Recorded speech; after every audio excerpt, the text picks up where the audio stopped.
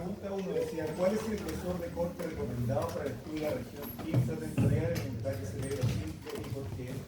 Sí, corte de 2 a 3 milímetros debido a la complejidad ósea y el endurecimiento del ácido. Ya eso es la parte de la pregunta.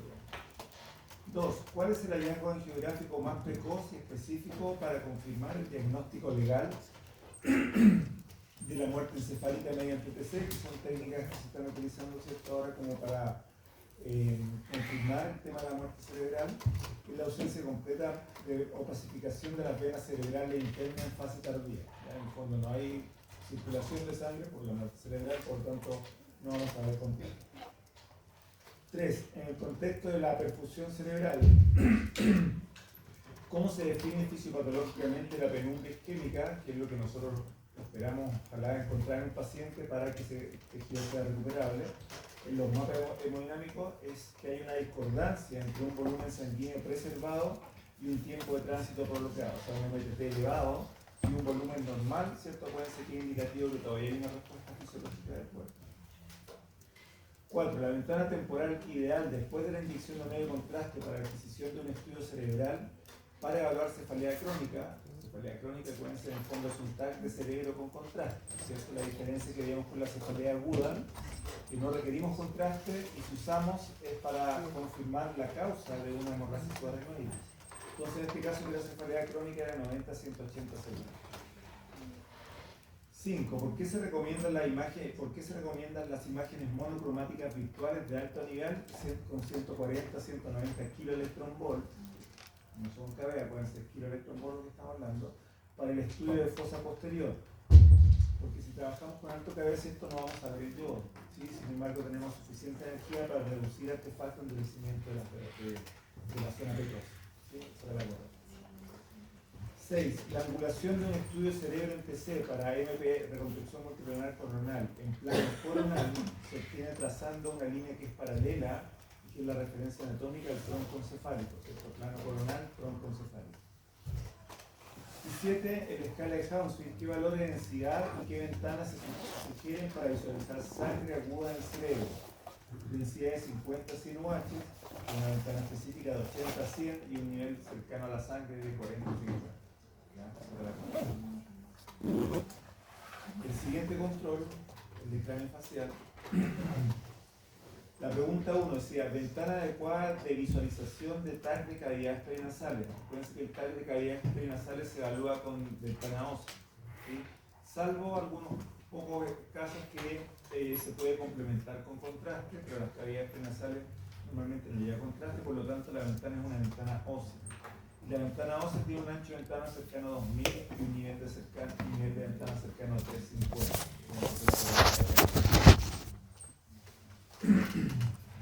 2. ¿Cuál es la importancia clínica de identificar una variante anatómica Keros tipo 3 ante una cirugía endoscópica funcional?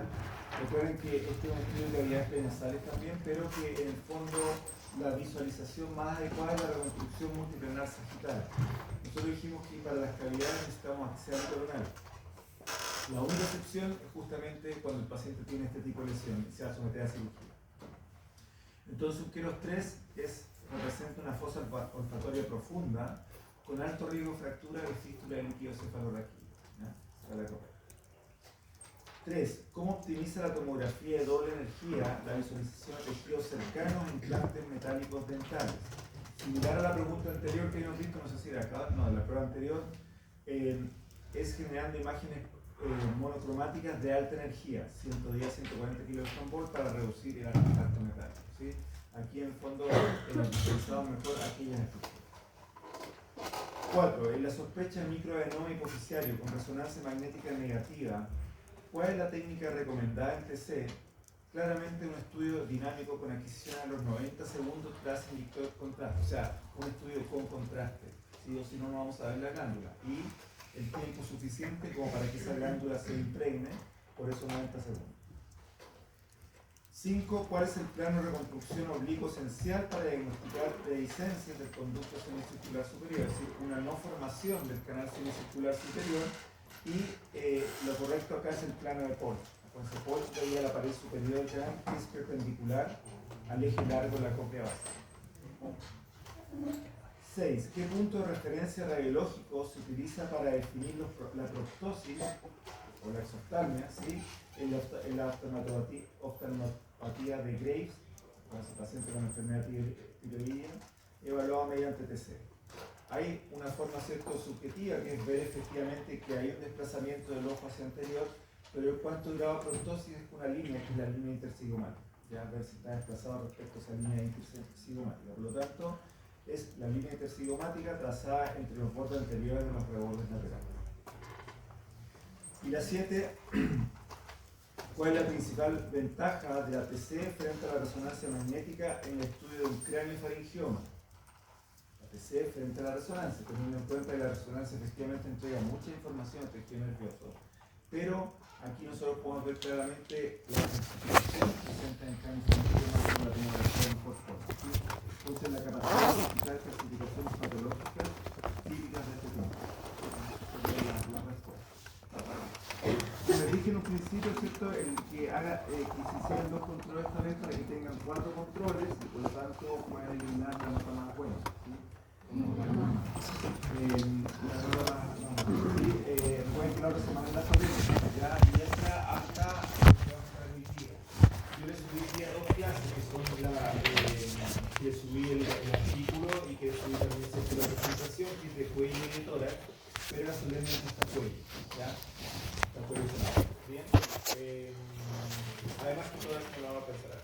Tampoco, ya eso lo puede dejar grabado.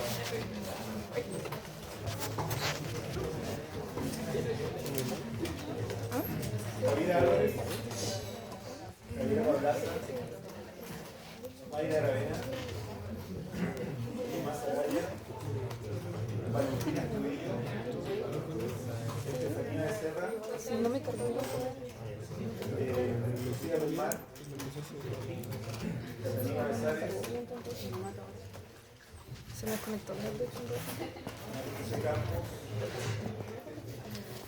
Martina Cancino, Nicolás Castro, Javiera Correa, Brian Cortés, Valentina Bismarck,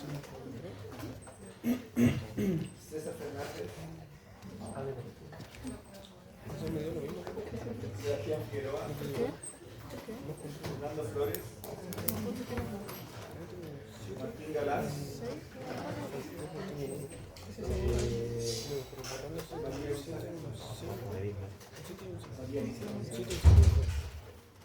Mauricio Guzmán,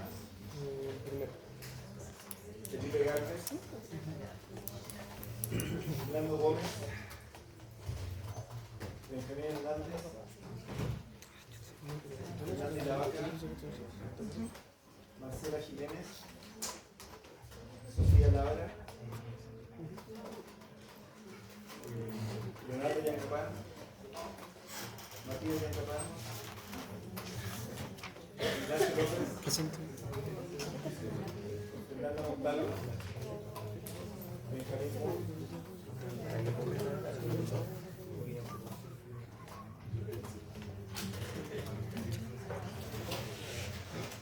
Cristóbal Morales, Nicole Muñoz, Brian Gómez, Alexander Pacheco, Alexander Pacheco, Catalina Ponce,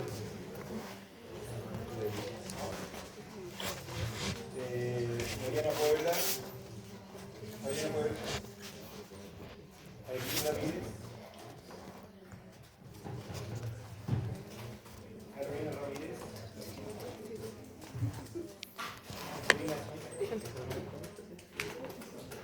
Catalina Churbe, Benjamín Sepúlveda, Daniel Toledo, Paz Toro, Martina Torrelangio, Ignacio Valdés, Miguel Vergara, Cristóbal Llanes,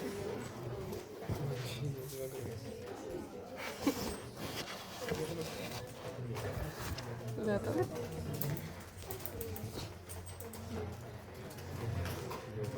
ya chicos, entonces como les decía, hasta esta primera clase, hoy día entra en la solemne. Por lo tanto, lo que van a ver esta semana también en el laboratorio es solamente la parte de cuello y angioedema.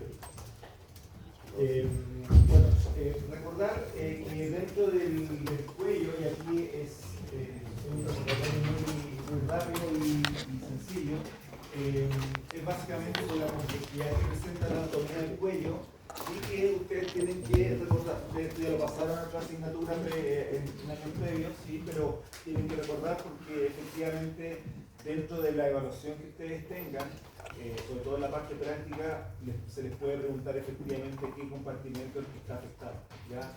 Y la complicación de ese compartimento, ¿ya? Por tanto, eso tienen que recordar. Entonces, dentro de esta división, recordemos que está esta división clínica dada por planos musculares, o con esta división clínica, también para nosotros es nos sirve de delimitación para lo que es la clasificación linfática, ya, y por lo tanto que también tienen que recordar. ¿Por qué? Porque lo mismo, es decir, que la prueba, si les toca por casualidad algún caso relacionado a, ya aquí ya tenemos que empezar a que ustedes correlacionen patologías en los volúmenes que hagan para ver cómo hacen el estudio. ¿Ya? Entonces, si hay alguna patología, también una pregunta podría ser ¿dónde está esa patología? ¿Ya? ¿En qué compartimento se encuentra?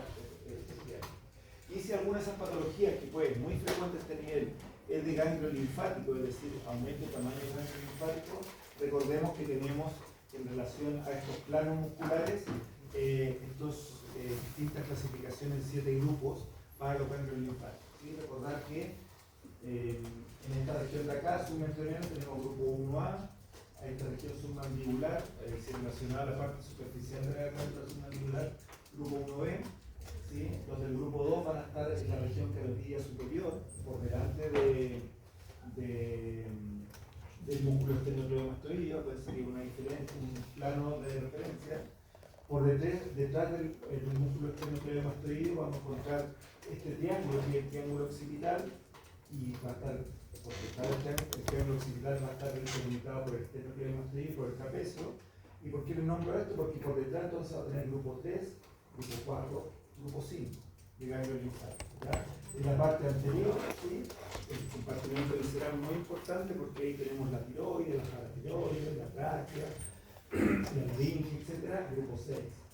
Bien, y los grupos 7 van a ser los supraclaviculares. Entonces, eso, si ustedes se fijan, es delimitación netamente por planos musculares, ¿ya? Para que eso lo recuerden. También recordar que tenemos este tejido que nos sirve de delimitación a los distintos compartimentos en el cuello. Bien, y que si nosotros estamos frente a una tomografía de cuello donde tenemos una inflamación o una infección, esa inflamación o infección va a generar ocupación solamente del compartimento afectado, no va a afectar a otros compartimentos. Bien, a diferencia de lo que vimos en su momento de una lesión de tipo tumoral, donde sí eso infiltra estas capas.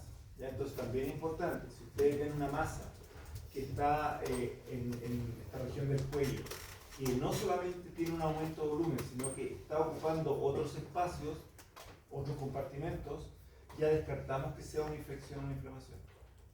¿Ya? Netamente por esa visualización que nosotros tenemos. Ahora, si efectivamente está ocupando altos compartimentos y nosotros pensamos que puede ser una masa tumoral, ya qué masa tumoral es, ya no digamos, para eso está la biopsia, ¿cierto? Pero la comparación con imágenes en tomografía, si lo que estamos viendo como masa es una masa tumoral que está infiltrando otros, o es una infección o inflamación que solamente está conteniendo un compartimento. Y esto está dado por la fase. Recordad que hay una fase superficial y una fase profunda, y que básicamente en esta fase superficial y profunda, es la fase profunda la que va a tener 3 capas. Y esa es la que va a delimitar los distintos compartimentos del cuello. Cuando hablamos de capa acá, estamos hablando de fase cervical profunda. Una capa superficial delimita muchos de los músculos que vimos recién. Esternocleidomastoideo, trapecio, etc. están delimitados por la capa superficial.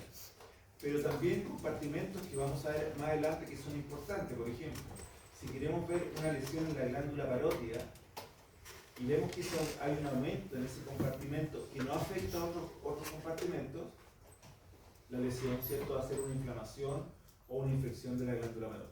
Ya, eso primero que nada porque no afecta a otros compartimentos. Pero ese compartimento está delimitado por capa superficial. ¿Ya? Tanto el compartimento masticatorio como el compartimento parotidio están delimitados por capa superficial. En cambio, los compartimentos que están alrededor de la faringe, los parafaringios, el retrofaringio, etc., están en relación a la capa media. Y en este corte, que es más inferior, todo lo que es la capa, el compartimento visceral, donde tenemos la tiroides, tenemos la paratiroides, la tráquea, etc., que está al revés, mono, ¿cierto? Están delimitados por capa media. ¿Ya? En lo que es la carótida, la yugular, el nervio, el décimo par craneal, ¿cierto? Que están en este paquete nervioso, que nosotros también lo vemos claramente en tomografía, están delimitadas por las tres capas. ¿Ya? Y eso se llama vaina carotídea. La vaina carotídea, ¿cierto? Capa superficial media y profunda, delimita este paquete vascular. Y todo lo que es posterior, lo que está rodeando la columna vertebral, capa profunda. Capa, o sea, estamos hablando de fase cervical profunda. Imágenes vistas, nosotros las vimos el semestre pasado, el año pasado, perdón, en el semestre de la anatomía. Entonces vemos efectivamente que todos estos músculos están delimitados por capa superficial, ¿cierto? De la fase cervical profunda. Toda esta región de acá, donde tenemos la tiroides, la tráquea, el esófago, etc., la laringe un poquito más arriba, delimitados por capa media. Y esto que está acá, que es la yugular interna, la carótida común, un corte inferior, vaina carótida. ¿Ya? Eso es lo que tienen que ustedes recordar, porque son las complicaciones con las que se podrían encontrar después en las imágenes, ¿cierto? En el taller de la tarde van a ver, o de esta semana mejor dicho, van a ver casos distintos de cuello, con distintas patologías, que ustedes siempre la discriminación es dada por estas delimitaciones que les estoy diciendo. Dentro de la región suprayudida dijimos parotidio, capa superficial, masticatorio, en línea amarilla, capa superficial, todo lo que es alrededor de la faringe, capa media. Entonces también eso para que lo tengan en cuenta, porque recordemos que en esta región de acá es para nosotros en tomografía es indicativo de que al paciente le soliciten una tomografía de cuello de urgencia para descartar una lesión, esté en el retrofaringio o en el parafaringio. ¿Por qué es importante eso? Porque recordemos que el retrofaringio, que tiene netamente o mayoritariamente grasa, se extiende anatómicamente hasta el mediastino, podría generar una mediastinitis, eso es grave. Entonces, si nosotros vemos una infección, un absceso retrofaringio, eso es grave. Para nosotros nos quieren seguir. Es lo mismo que si al paciente, por ejemplo, como vimos en clases pasadas, le encontramos una hemorragia subaracnoidea, o el paciente tiene un ACV isquémico, que hay que actuar rápido. Aquí también hay que actuar rápido para evitar una mediastinitis. Entonces, a ustedes no se les puede pasar en la práctica, en la práctica real, en el trabajo real, un absceso retrofaringio. Eso es grave. ¿Ya? Recuerden que el trabajo en tomografía es distinto a otras áreas, donde si bien es el radiólogo el que informa, el trabajo de nosotros es muy autónomo. Nosotros no tenemos radiólogo al lado, ¿ya? Y por tanto, ¿cierto? Frente a cualquier... y el médico radiólogo informa a distancia y según el orden que van cayendo los exámenes en un listado, ¿cierto? Por lo tanto, si esto es una urgencia y es un paciente, ya sea de urgencia o ambulatorio incluso, y le va cayendo en la lista, puede que lo informe recién mañana. Y eso puede ser muy complejo. Ya, por tanto, nosotros tenemos que emitir esa alerta.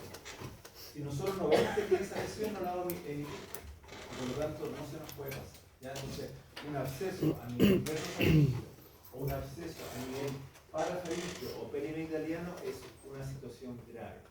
Y tenemos que dar la letra adecuada. ¿Ya? Ambos pacientes tienen que tratarse quirúrgicamente.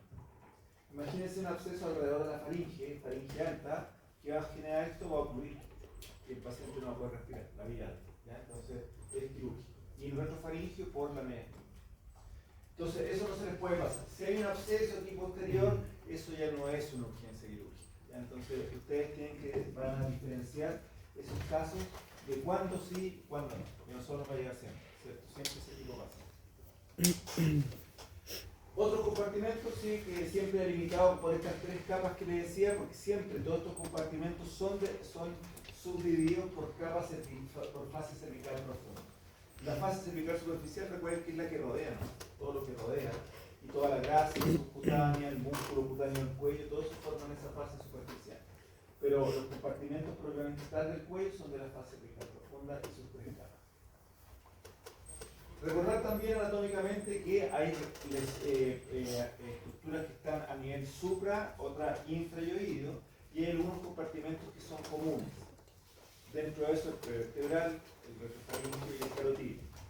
También es cierto para que ustedes hagan esa diferenciación, ya sea anatómica o patológica, porque en el cuello la complejidad es esa, ¿cierto? Como una estructura que yo estoy visualizando puede continuarse hacia abajo, porque es un compartimento común, y por lo tanto si tengo una lesión que es superior, podría extenderse hacia inferior o viceversa. Por ejemplo, a nivel del compartimento carotídeo, podríamos tener también un globus carotídeo, ya que es una lesión que está contenida en esa vaina, que es una lesión paraganglionar, y que también ¿cierto? Podría generar algún tipo de complicación y que se puede extender de inferior a superior. Bueno, los compartimentos del cuello, esta anatomía, ¿cierto? Como les digo, cosas que ustedes conocen, y se las pongo solamente en las láminas para que, si no recuerdan esto, lo estudien, porque se les va a preguntar, ¿ya? Estas son cosas que ustedes ya se han dado cuenta, que hay contenidos, ya sea anatómico o patológico, que tenemos que ir recordando. Porque el hacer un estudio de tomografía, el generar un protocolo en función a cada paciente, depende de eso. Hay lesiones que son hipervasculares, otras no, entonces ¿cuándo vamos a hacer un estudio trifásico o bifásico? ¿Cuándo vamos a usar contraste o no? ¿Ya? Entonces todo eso depende de las características de la estructura anatómica y de la lesión que andamos buscando. Por ejemplo, hoy día vamos a ver, dentro de las patologías, de los protocolos que vamos a ver del cuello, vamos a ver que para evaluar una glándula pequeñita, que es la glándula paratiroides, ¿sí? Que son 4 glándulas pequeñitas que están por detrás de la tiroides, la única forma en tomografía de visualizarlas es que una fase arterial tardía, porque son hipervasculares anatómicamente por el tipo de irrigación que tienen. Si no hacemos esa fase, no vemos las paratiroides, ¿ya? Entonces, ¿cuándo vamos a hacer esa fase? Cuando el foco va dirigido a una lesión de la paratiroides. No es que siempre vamos a tener que incluir esa fase. Incluir una fase que no corresponde en función al por qué le están pidiendo el estudio al paciente, involucra que al paciente lo estamos irradiando de más. En esta región del cuello recordemos que tenemos más radiosensibilidad. La tiroides, entre otras regiones, ¿cierto? El cristalino, que también está incluido dentro de la región. Entonces, insisto, estas imágenes son tal cual las que ustedes vieron en anatomía, ¿sí? Los distintos compartimentos de la región que ahí están apareciendo. Bien, recordar el masticatorio, el retrofaríngeo, el parafaríngeo, el carotídeo, el parotídeo, entre otros. Y a nivel prevertebral. Y a nivel infrayoideo, ¿cierto? Este mayoritariamente que vemos nosotros, porque si bien esto de aquí en imágenes se ven, que son el paragineal, el paravertebral, si ustedes se fijan son los músculos, los compartimentos están relacionados a los músculos que están rodeando la columna vertebral.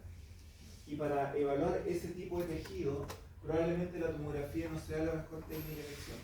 Para eso vamos a hacer una resonancia magnética y poder evaluar de mejor forma estos grupos musculares presentes en esta región posterior y su relación con la columna y componente nervioso. Pero la parte anterior de la región infrayoidea, la región visceral, con tomografía nosotros la vamos a estudiar claramente. ¿Bien?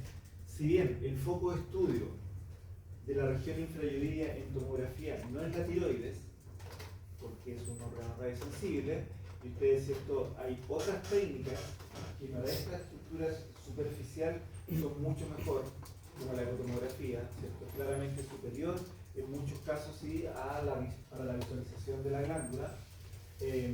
Acá la vemos igual, ¿sí? Pero recordar que es una glándula que es radiosensible. Por tanto, desde el punto de vista del protocolo, nuestros parámetros tienen que enfocarse en disminuir la dosis para protegerse de toda esta zona. Si el estudio es un niño, el factor crítico de dosis morador más grande es mucho más marcado. Entonces tenemos que considerar todo eso. Bien, entonces, los estudios imaginológicos del cuello, hay distintas técnicas efectivamente que nos permiten evaluar el cuello.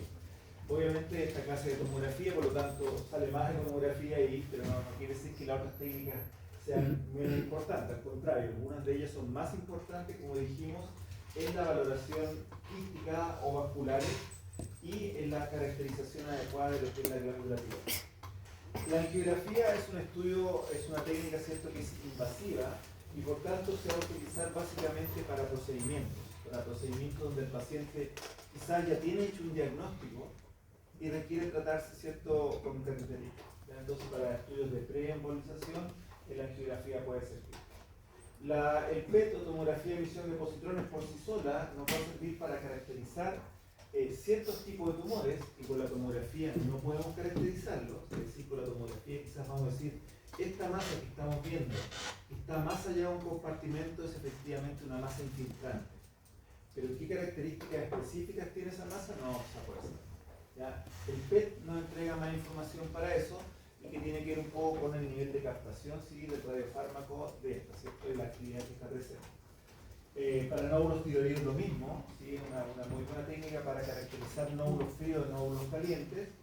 La resonancia magnética, que dice difícil discriminación entre neoplasia y tejido normal, es probablemente una técnica muy adecuada para lo que son sobre todo estos compartimentos posteriores y laterales del cuello, donde hay más campos musculares.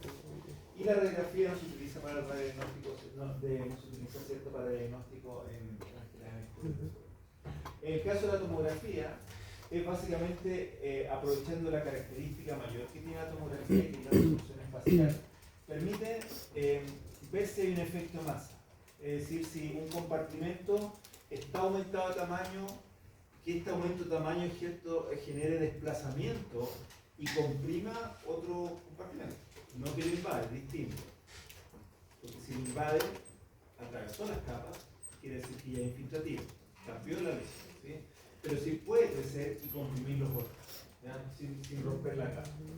Para eso, ¿cierto?, podemos hablarlo bien. Para planificación de tratamiento, para el monitoreo de respuesta al tratamiento, se utiliza también la técnica de tomografía. Entonces, dentro de la problemática que se nos presenta para el estudio del cuello, de la tomografía del cuello, como dijimos, la anatomía tiene una gran complejidad acá. Y tenemos que recordar que cuando nosotros hacemos un estudio del cuello, la columna que veíamos anteriormente, la columna cervical, no es el foco de estudio.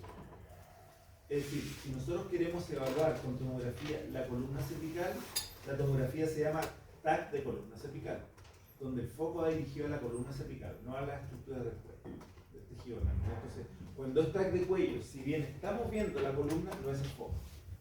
¿Ya? No nos vamos a enfocar en lo que está pasando en la columna cervical porque, insisto, hay otra técnica para eso dentro de tomografía. Por tanto, lo que estamos viendo dentro del cuello es fundamentalmente tejido blando. Como les digo, está la columna, pero no la tomamos en cuenta, es tejido blando.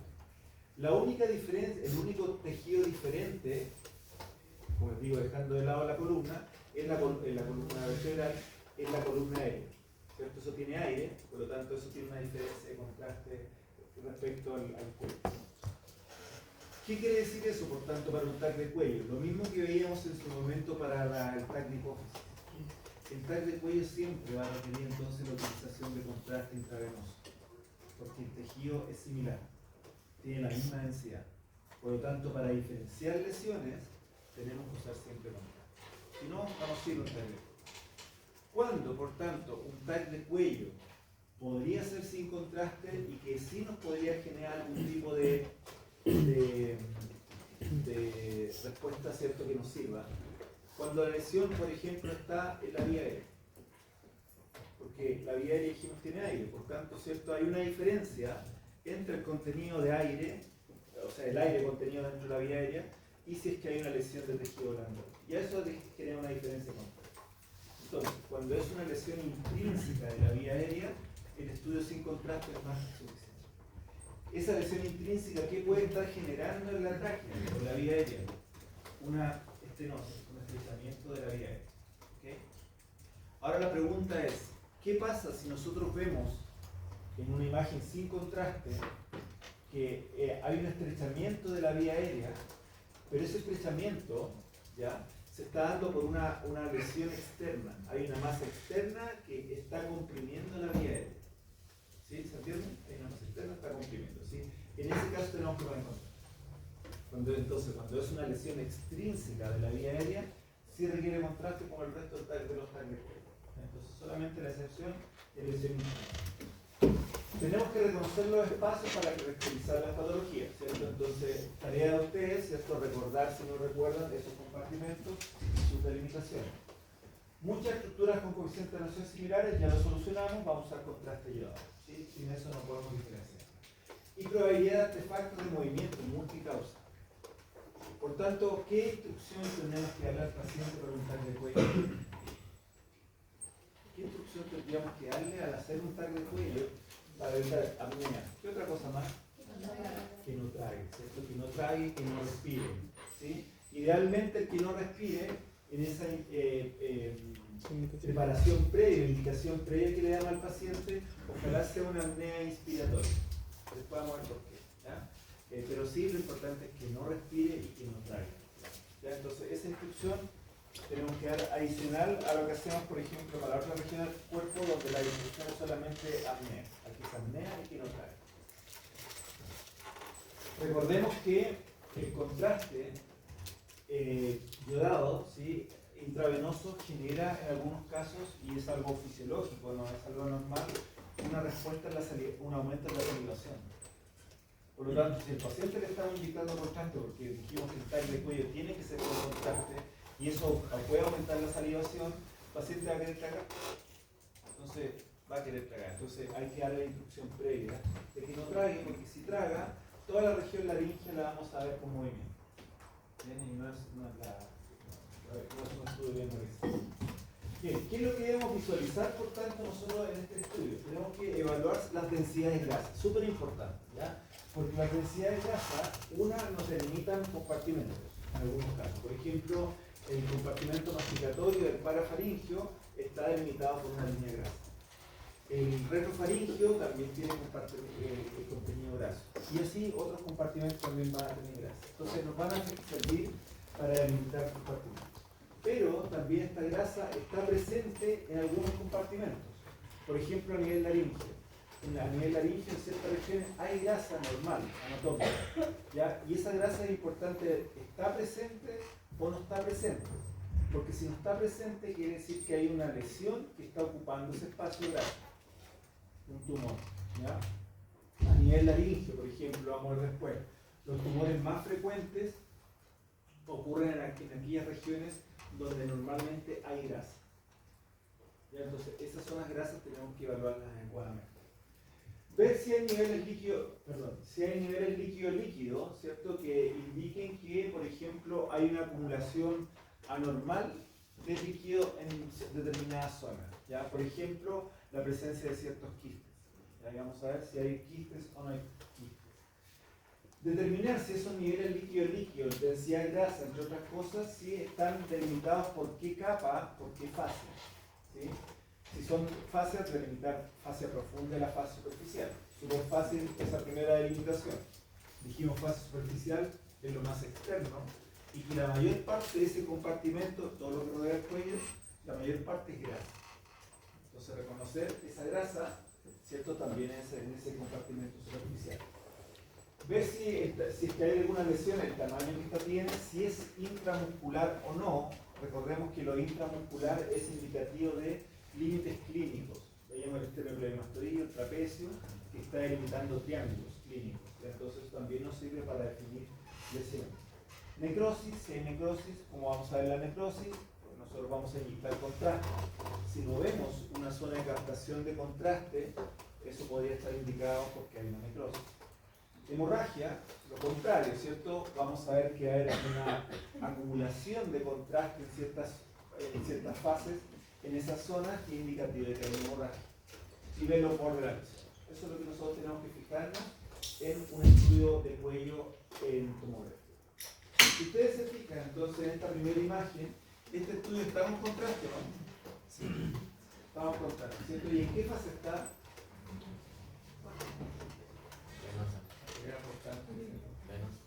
Venosa, ¿cierto? El concepto de portal es correcto, pero incorrecto es bueno, porque aquí dice yo está la porta, ya no era la porta, ¿no es cierto? Pero se entiende el concepto, ¿sí? O venosa o de equilibrio, ¿cierto? Quizás aquí lo más correcto es hablar de equilibrio, por lo que se ve en la imagen.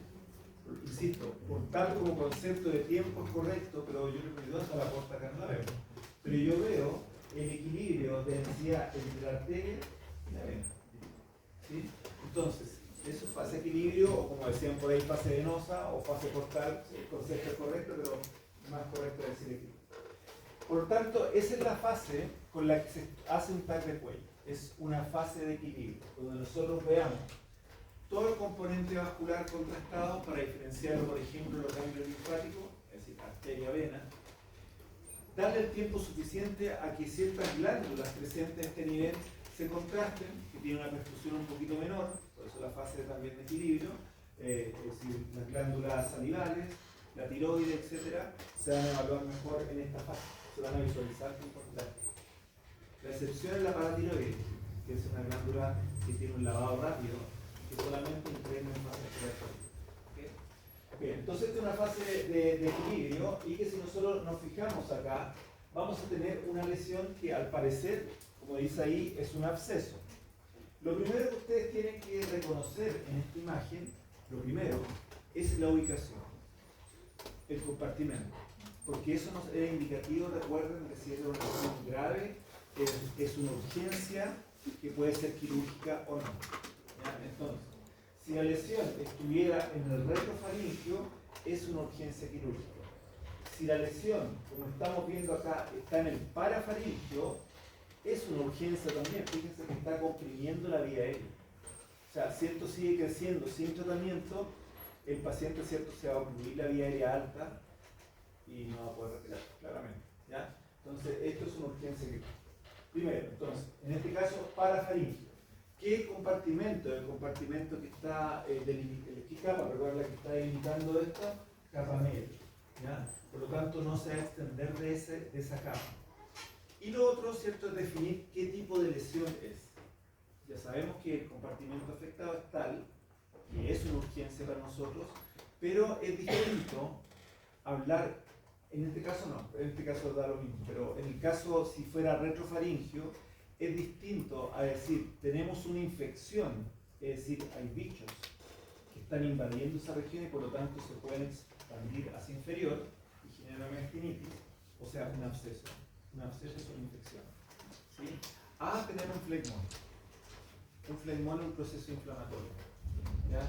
Entonces, si es un proceso inflamatorio, no va a extenderse hacia inferior y generar una mastinitis. Es solamente el absceso retrofaringio.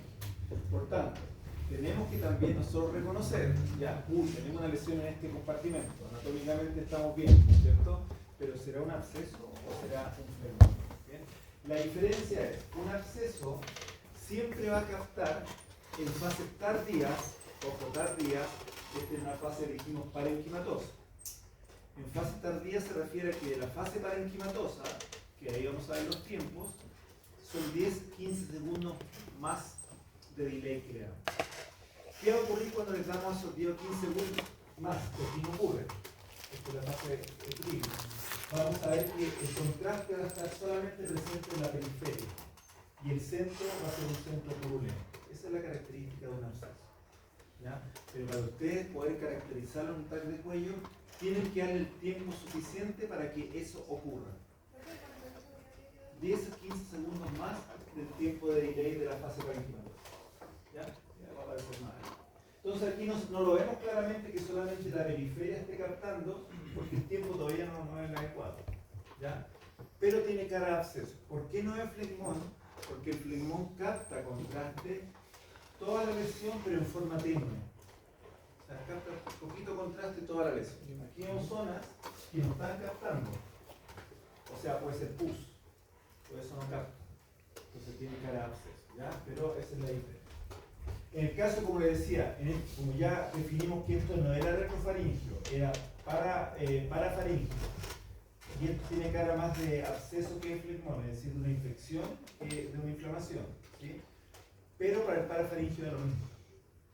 Tiene la misma complicación porque lo que está generando este efecto de masa es que está comprimiendo la vía aérea. Da lo mismo si es una infección o inflamación, igual está comprimiendo la aire. Bien, por lo tanto, para ese caso, el pulmón y el absceso, para la región parafaringia, en ambos es un objeto. ¿Ya? En el caso del retrofaringio, solamente el absceso. Si ustedes se fijan, en este caso, sí estamos viendo esta lesión que aparece acá, que dice que es un nódulo linfático, que está aumentado de tamaño, porque sabemos que en el cuello es menor a 1 milímetro el tamaño de un ganglio linfático.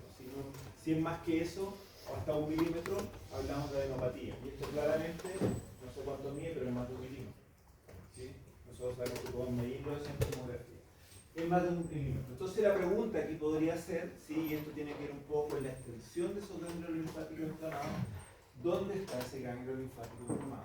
Entonces ustedes se fijan, acá está el esternocleidomastoideo, acá está el trapecio, o sea, está por detrás del esternocleidomastoideo, por delante del trapecio, por lo tanto, ¿cierto? Está en el triángulo occipital, ¿sí? Y está en la parte superior del triángulo occipital, por lo tanto, ¿qué grupo sería? ¿Se acuerdan? 1A, 2A, 1A, 2, 1A, 1B, 2A, y después por detrás 3, 4, 5. Entonces, más superior al 3, el 3 es el 3. Bien, otra lesión, ¿cierto? Que sin contraste, ¿por qué se ve esta primera imagen está sin contraste? Sin embargo, ¿por qué en esa imagen sin contraste vemos zonas que tienen más densidad?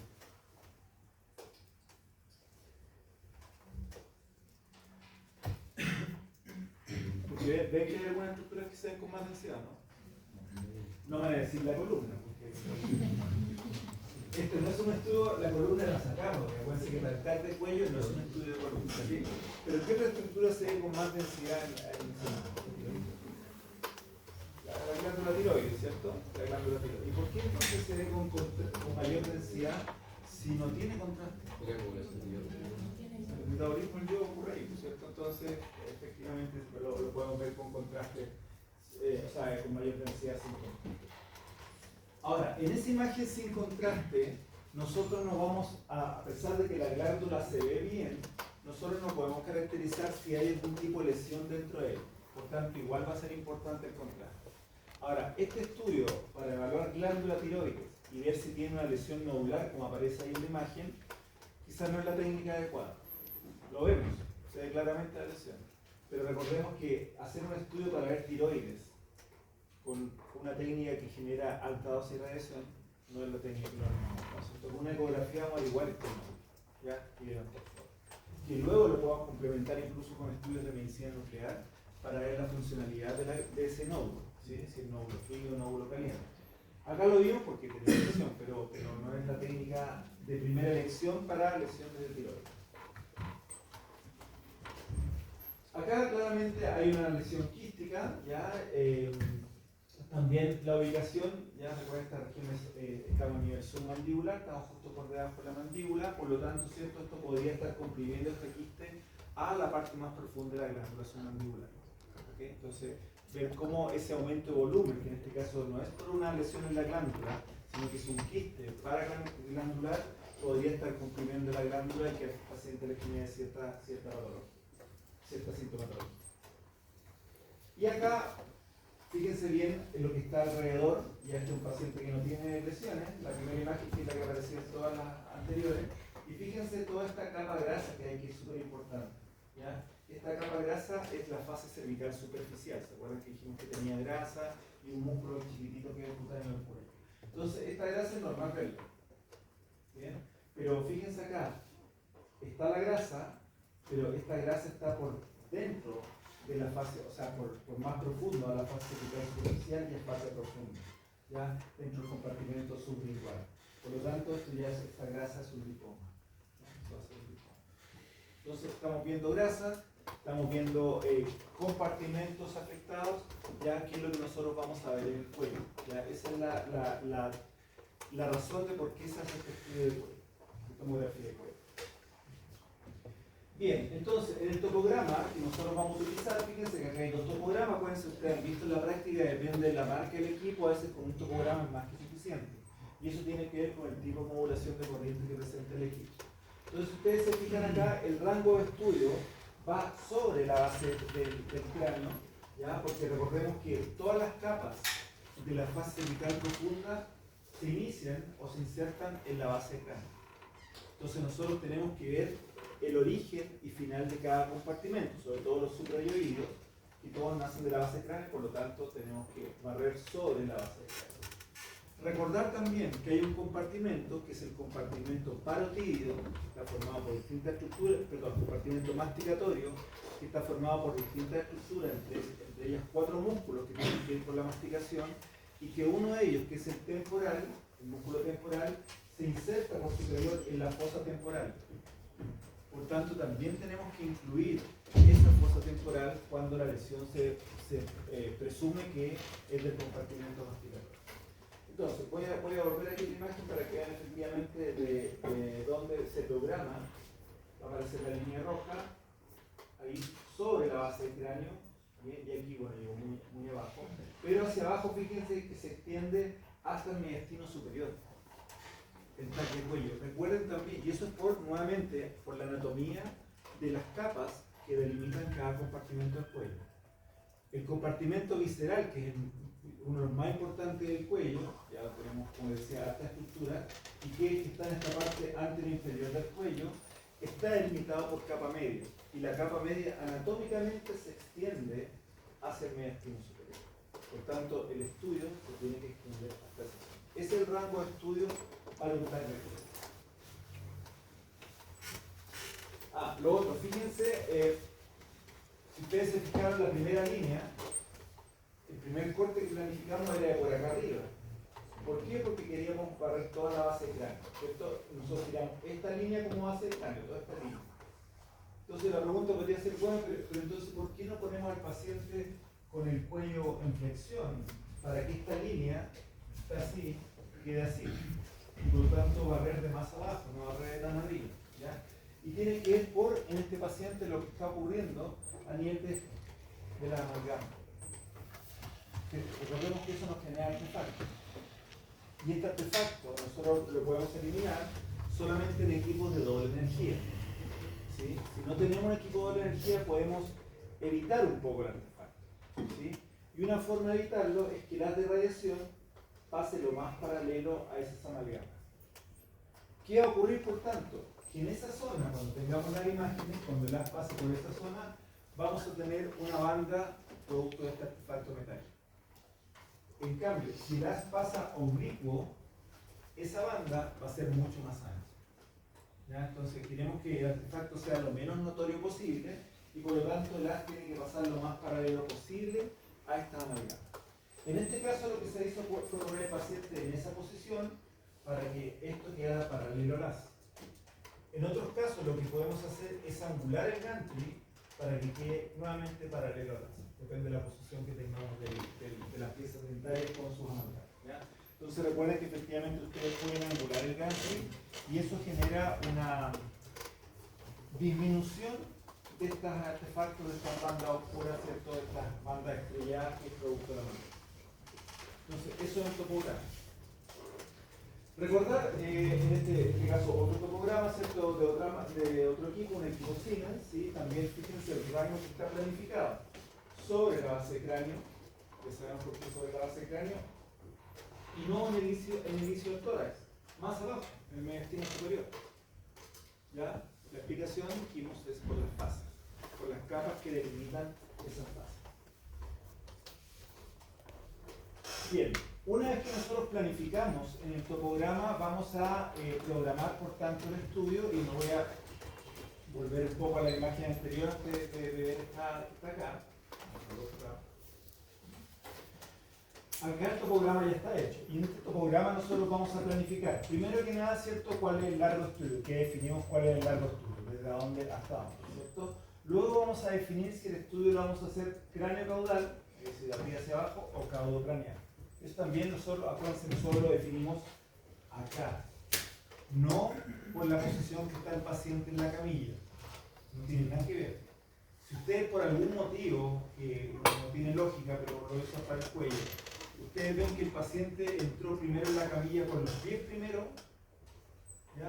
Al gantry, Eso no quiere decir que el estudio lo están haciendo caudo-ucraniano. No tiene nada que ver. ¿Ya? Porque se acuerdan que ustedes programan la planificación del topograma, el cómo el paciente va en la camilla, con cómo orientan en el equipo cómo está el paciente, está la cabeza de los equipos. ¿Cuál debería ser el resultado de ese topograma? La posición anatómica. ¿Sí? Si no hay coincidencia entre ambos, esto nos hubiese quedado al revés. ¿Ya? Y ahí, en esta imagen, o en la imagen anterior que había lo mismo, ¿cierto? Nosotros planificamos. ¿Dónde quiero partir? ¿Acá?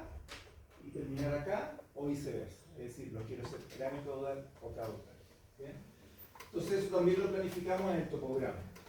Luego, si ustedes se fijan, acá ya está el topograma hecho y aquí estamos planificando, en este caso dice el cuello, que va a ser la primera fase sin contraste, después viene la compuesta. Y acá nosotros programamos el miliampero, miliamper segundo, depende del equipo, ¿cierto?, que estén utilizando. El KBE, fíjense, el KBE que se está usando acá, 130, es un KBE alto, ¿cierto? Es un KBE alto que estamos utilizando. La pregunta es por qué vamos a usar un KBE alto cuando lo que nosotros queremos de alguna forma es esta protección de esta glándula, ¿sí? Y donde los diámetros del cuello, si los comparamos a los diámetros del abdomen o del tórax, es mucho menor, ¿sí? Recordemos que, como sale aquí en el topograma, el estudio del cuello se extiende hasta el mediastino superior. Por lo tanto, ese KB elevado es para esta región final. No queremos que haya endurecimiento, artefacto de endurecimiento en esta zona. Entonces, el KB elevado. El miliamper segundo, que acá dice que es 2, ustedes ya saben a qué se refiere eso, es decir, que se está usando una modulación de corriente. Vamos a usar una modulación de corriente, que aquí sabemos, y ustedes recordarán, es súper importante una buena modulación. Para evitar qué tipo de artefactos, ¿se acuerdan? ¿Qué tipo de artefactos, si no modulamos bien la corriente, van a ocurrir a nivel del cuello? ¿Se acuerdan que es una banda bien marcada, ¿cierto? Porque hay una mala programación en el modulador. ¿Qué es lo que programamos mal en el modulador de corriente en ese caso?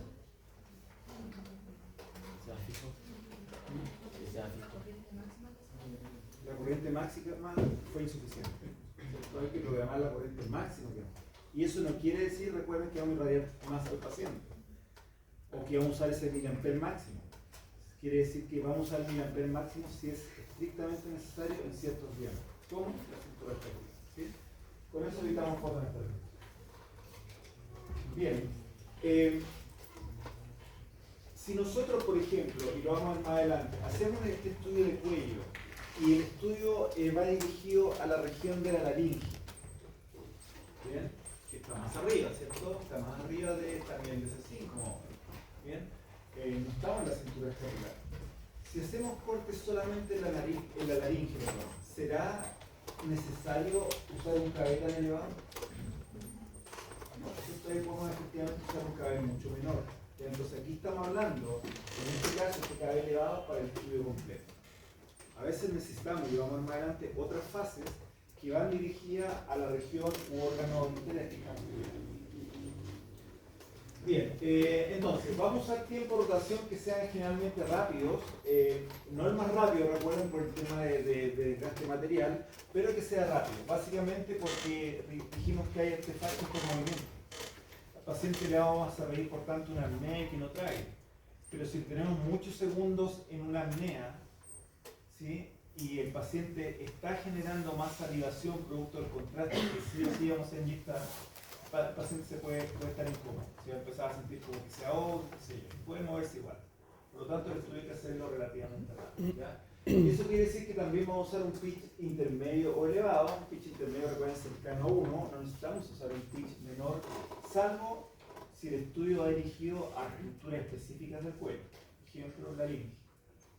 Y cobertura matriz de detectores máximos. Todo eso para que el estudio sea rápido y evitar estos artefactos de movimiento. Claramente, el parámetro más importante va a ser la resolución de contraste, ¿ya? ¿Y por qué? Porque el estudio tiene una densidad similar y tenemos que diferenciar. Por lo mismo vamos a usar contraste ayudado, ¿cierto? Siempre en tag de cuello, salvo el caso que les di de esta estenosis dentro de la columna aérea. Algoritmo matemático, por lo tanto, idealmente de baja frecuencia, ¿sí?, para evaluar el cuello. Y el MA modulado que ya lo conversé. En el caso de la resolución espacial, siempre el cuello, y lo vamos a ver más adelante, requiere reconstrucciones. El cuello, en realidad ustedes ya saben, cualquier parte del cuerpo en tomografía con los equipos actuales, siempre vamos a reconstruir en los distintos planos, ¿ya? Para tener una visión más clara de lo que está pasando en el contexto de todo ese volumen del paciente. Por tanto, ¿cierto? Es importante para esto tener cortes finitos, para que la reconstrucción sea de buena calidad. Pero esos cortes finos que sean retrospectivamente. Ya saben lo que es retrospectivamente, ¿cierto? La raw data hacen ese cambio más fino. Idealmente se usaba modulación de corriente, adquirir prospectivamente cortes más gruesos, 2 a 3 milímetros, no es más que eso para el cuello, y luego llevar a filo. ¿Cuál es la ventaja de esto? ¿Por qué esto tiene una... ¿Cuál es la lógica de esto? Si usamos un corte más grueso, ¿cierto? Generamos menos ruido. Por lo tanto, el modulador de corriente va a necesitar menos corriente, ¿cierto? Para compensar ese índice de ruido. Entonces, conviene hacerlo con corte un poco más grueso. Bien, en esta otra plataforma, viendo los mismos parámetros anteriores, el tag de cuello, a diferencia de otros que vimos la semana pasada, siempre lo vamos a hacer ricoidal. Entonces, el tag de cerebro se podía hacer secuencial cuando queríamos ver parénquima cerebral. El tag de oído podía ser si queríamos hacerlo secuencial, pero teníamos que escribir 2 veces, en 2 posiciones pacientes, axial y coronal. Ya, pero aquí siempre escribo hacer ricoidal. Tiempo de rotación rápido para nosotros es menor a un segundo. ¿Ya? Pero no es más rápido, recuerden. Cobertura dijimos de matriz máxima, peso de corte en relación a la estructura, es decir, corte de 2 a 3 milímetros, para nosotros un corte adecuado para un tag de cuello, 2 a 3 milímetros. Un pitch intermedio, cercano a 1, ¿sí? O elevado de acuerdo a la configuración de la matriz. Esto básicamente por comodidad del paciente, de hacer el estudio más rápido.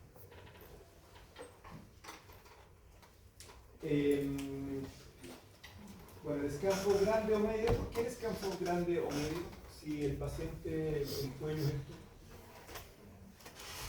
Algunos puede ser un poco más grande, pero nunca están tan grande para el descanso grande.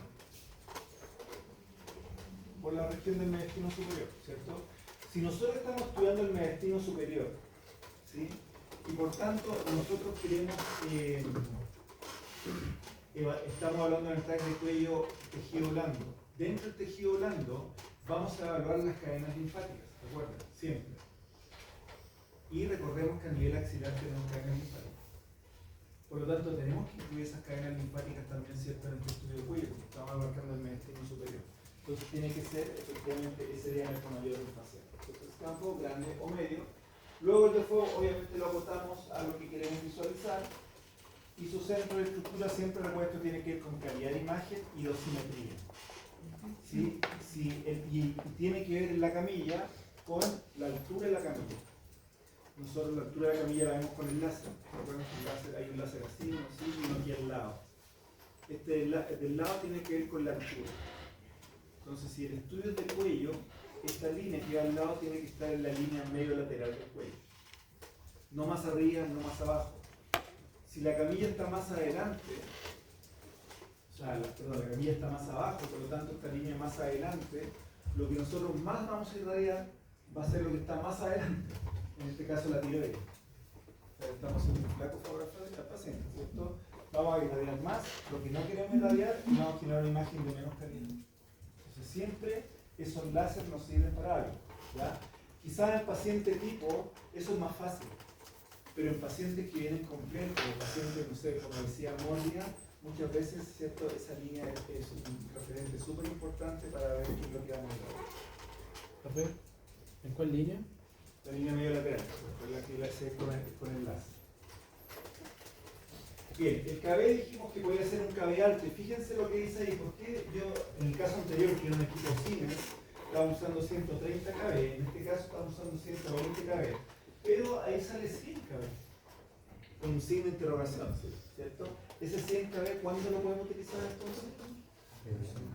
¿Cuándo vamos a hacer una fase adicional que no vamos a pasar nuevamente por el mediastino superior y que va a ser solamente en el diámetro menor del paciente? Ya en ese caso, ¿cierto?, podemos hacer un KB menor. Eso nos disminuye 2.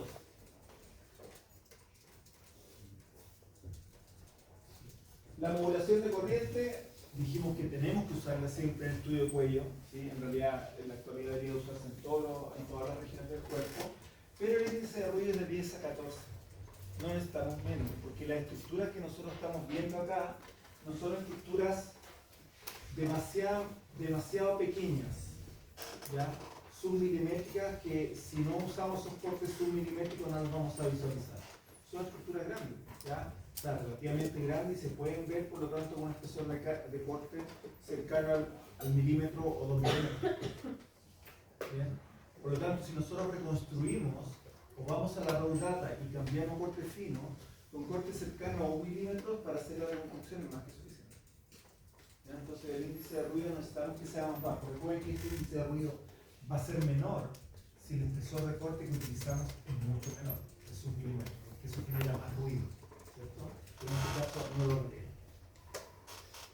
Y filtro obviamente de baja frecuencia. Podríamos haber puesto ahí filtro de baja frecuencia y de alta frecuencia, porque la alta frecuencia nos sirve para ver el hueso de la columna cervical. Dijimos que el tag de cuello no es para eso. Es un estudio distinto, de hecho tienen códigos distintos y la forma de hacer es distinta. ¿Ya? Entonces, eso lo vamos a ver después, es muy distinto. Respecto a la osimetría del paciente, es súper importante, como dijimos, la modulación de corriente. ¿Ya? Y recordar que hay dos tipos de modulaciones de corriente que podemos utilizar según el equipo, y que tiene que ver efectivamente con, fíjense, la distribución de dosis que hay en esta región del cuello. ¿Bien?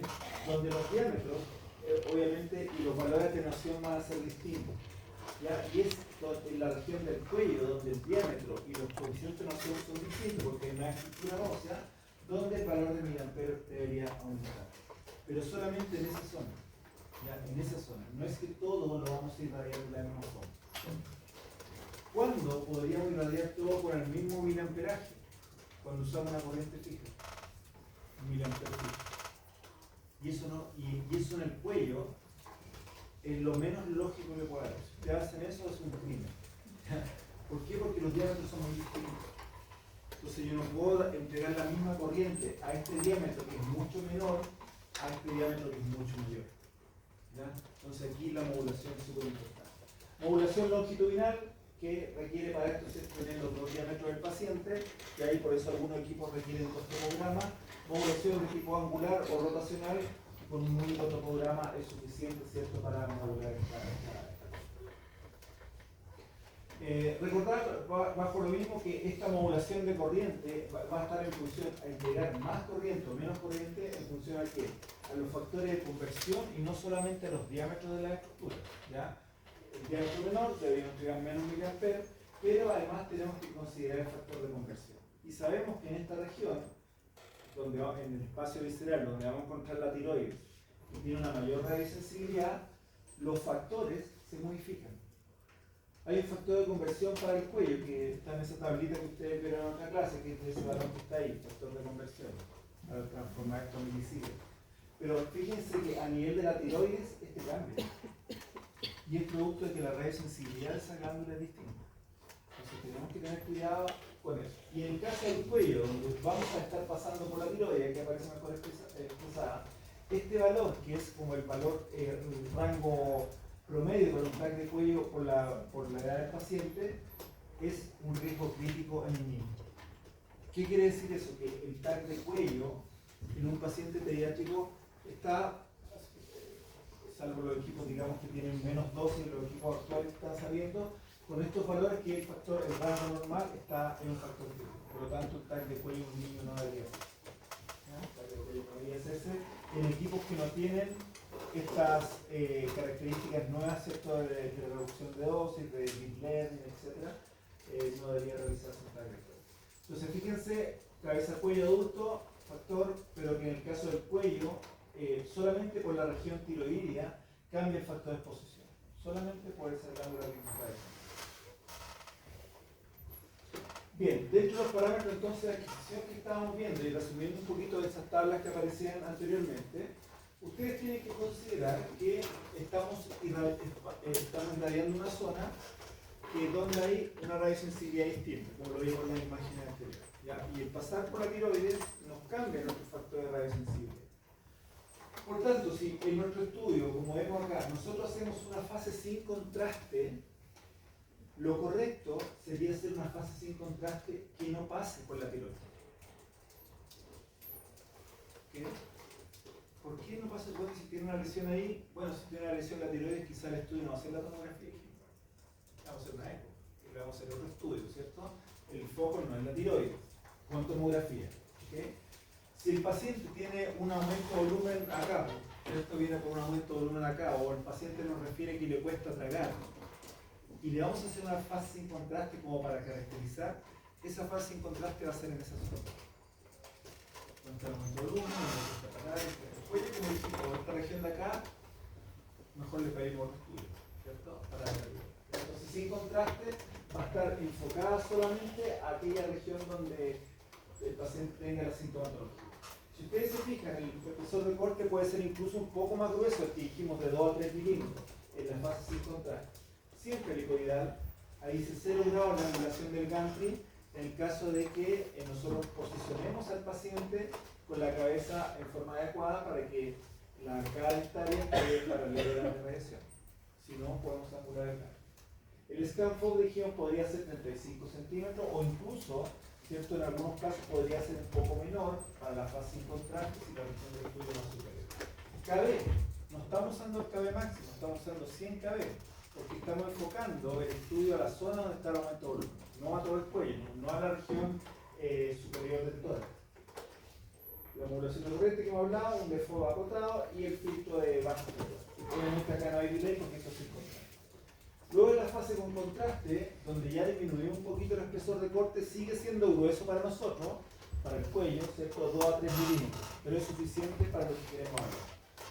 Este es completo, este es sobre la base del cráneo hasta el mediastino superior, ya por tanto aquí efectivamente aumentamos, fíjense el límite superior corriente cómo aumentó, que lo vamos a usar solamente cuando pasemos por la cintura escapular, para que no se asuste con eso. El cabello aumentamos para el diámetro mayor, que incluso podría ser más cabello en algunos casos, ¿ya? Porque el aumentar el cabello, si yo por ejemplo en este equipo el máximo cabello son 140, ¿qué desventaja, a propósito de la prueba de control de recién, podría tener usar 140 cabellos? ¿Qué desventaja? Tiene ventaja, ¿cierto? Que tiene que ver con esta zona de acá. Pero ¿qué desventaja podría tener usar 140 KB si esta fase, como dice ahí, es la fase contrastada? ¿Cierto? No estamos ya alejando la curva característica de Dios, lo que queremos lograr, mayor contraste, no lo estamos logrando. Estamos aumentando mucho el KB. Entonces, por eso es cierto que es un KB estándar con 140. A menos que sea un paciente muy grueso, ahí sí lo vamos a aumentar a 140. Hablamos de la modulación de corriente, filtro nuevamente suave, de baja frecuencia estándar, y acá está el delay que deberíamos utilizar para esta fase de equilibrio o fase parenquimatosa, ¿ya? De 40 a 60 segundos es un delay adecuado. ¿Cuándo voy a usar 40? ¿Cuándo voy a usar 60? Porque tengo un rango más o menos amplio, ¿cierto? Si yo inyecto a 2 ml por segundo, porque el paciente tiene una gran chiquitita, no tenía buenas venas, ¿cierto? No necesito inyectar alto flujo. Si yo inyecto a 2 ml por segundo, ¿puede estar más cerca del delay de 60 o de 40? Yo estoy inyectando a menos velocidad, por lo tanto se demora más tiempo, ¿cierto? Más cercano a 60, ¿cierto? Si inyecto en cambio a 3 ml por segundo, va a estar más cerca del delay de 40 segundos. Entonces por eso siempre hay un rango. ¿De qué depende el rango? Del flujo. ¿Ya? Depende. Y si se fijan, hay una tercera fase acá, que no es que siempre se haga, ¿cierto? Esta fase se hace solamente si el paciente viene, como dice ahí, por problemas de fonación. ¿Okay? Es decir, queremos ver qué está pasando con las cuerdas vocales que está afectando su fonación. En ese caso vamos a hacer una tercera fase, después de la fase contrastada, con cortes finitos directamente, porque queremos ver solamente la región de la laringe donde se encuentran las cuerdas vocales. Entonces, nuevamente, anatomía. Van a tener que recordar la anatomía de la laringe para que estos cortes, que son muy enfocados, ustedes lo hagan a las cuerdas vocales verdaderas y no a las cuerdas vocales falsas. O si no, no nos va a servir nada el estudio. Entonces, el estudio va dirigido a la región glótica de la laringe. Ahí están las cuerdas vocales verdaderas. Si lo hacen de la región supraglótica, están las cuerdas vocales falsas, que no tienen que ver con la fonación. Entonces tienen que estar dirigidas. dirigido a la vena. Corte muy finito, ya acá no sale el pitch, pero en ese caso el pitch tiene que ser menor, ¿cierto? Dijimos que acá era 1 o mayor a 1. Acá va a ser mucho más bajo, ¿cierto? Menor a 1. Y la modulación de corriente, ¿cierto? Aquí necesitamos menos corriente y menos KB, el diámetro menor de la región de la laringe, y es una zona que está delimitada por espacio aéreo. ¿Sí? Por lo tanto, necesitamos que haya tanta corriente tampoco en esa zona. Esta, recuerden que es una fase posterior. Esta fase posterior, dijimos, vamos a usar un pitch bajo, porque queremos ver bien definidas estas cuerdas vocales. Y queremos ver si esas cuerdas vocales se contraen simétricamente o no se contraen simétricamente. Esa contracción de las cuerdas vocales se va a lograr haciendo que el paciente vocalice. Vamos a hacer cantar al paciente durante esa fase. ¿Ya? Ya, entonces le vamos a decir que mantenga vocalizando la letra I o la letra E. I, ¿ya? Cualquiera de esas, porque esas contraen, ¿cierto?, simétricamente en las cuerdas vocales. Entonces, ¿qué pasa? Estamos al paciente pidiendo que vocalice para ver si existe esta contracción simétrica o no, que explique el problema de fonación que tiene, pero eso podría generar borrosidad. Porque el paciente le estamos haciendo que vocalice. Por tanto, ¿cómo vamos a compensar esta fase si yo le estoy diciendo que para ver mejor estas cuerdas vocales que son chiquititas, vamos a usar un pitch bajo?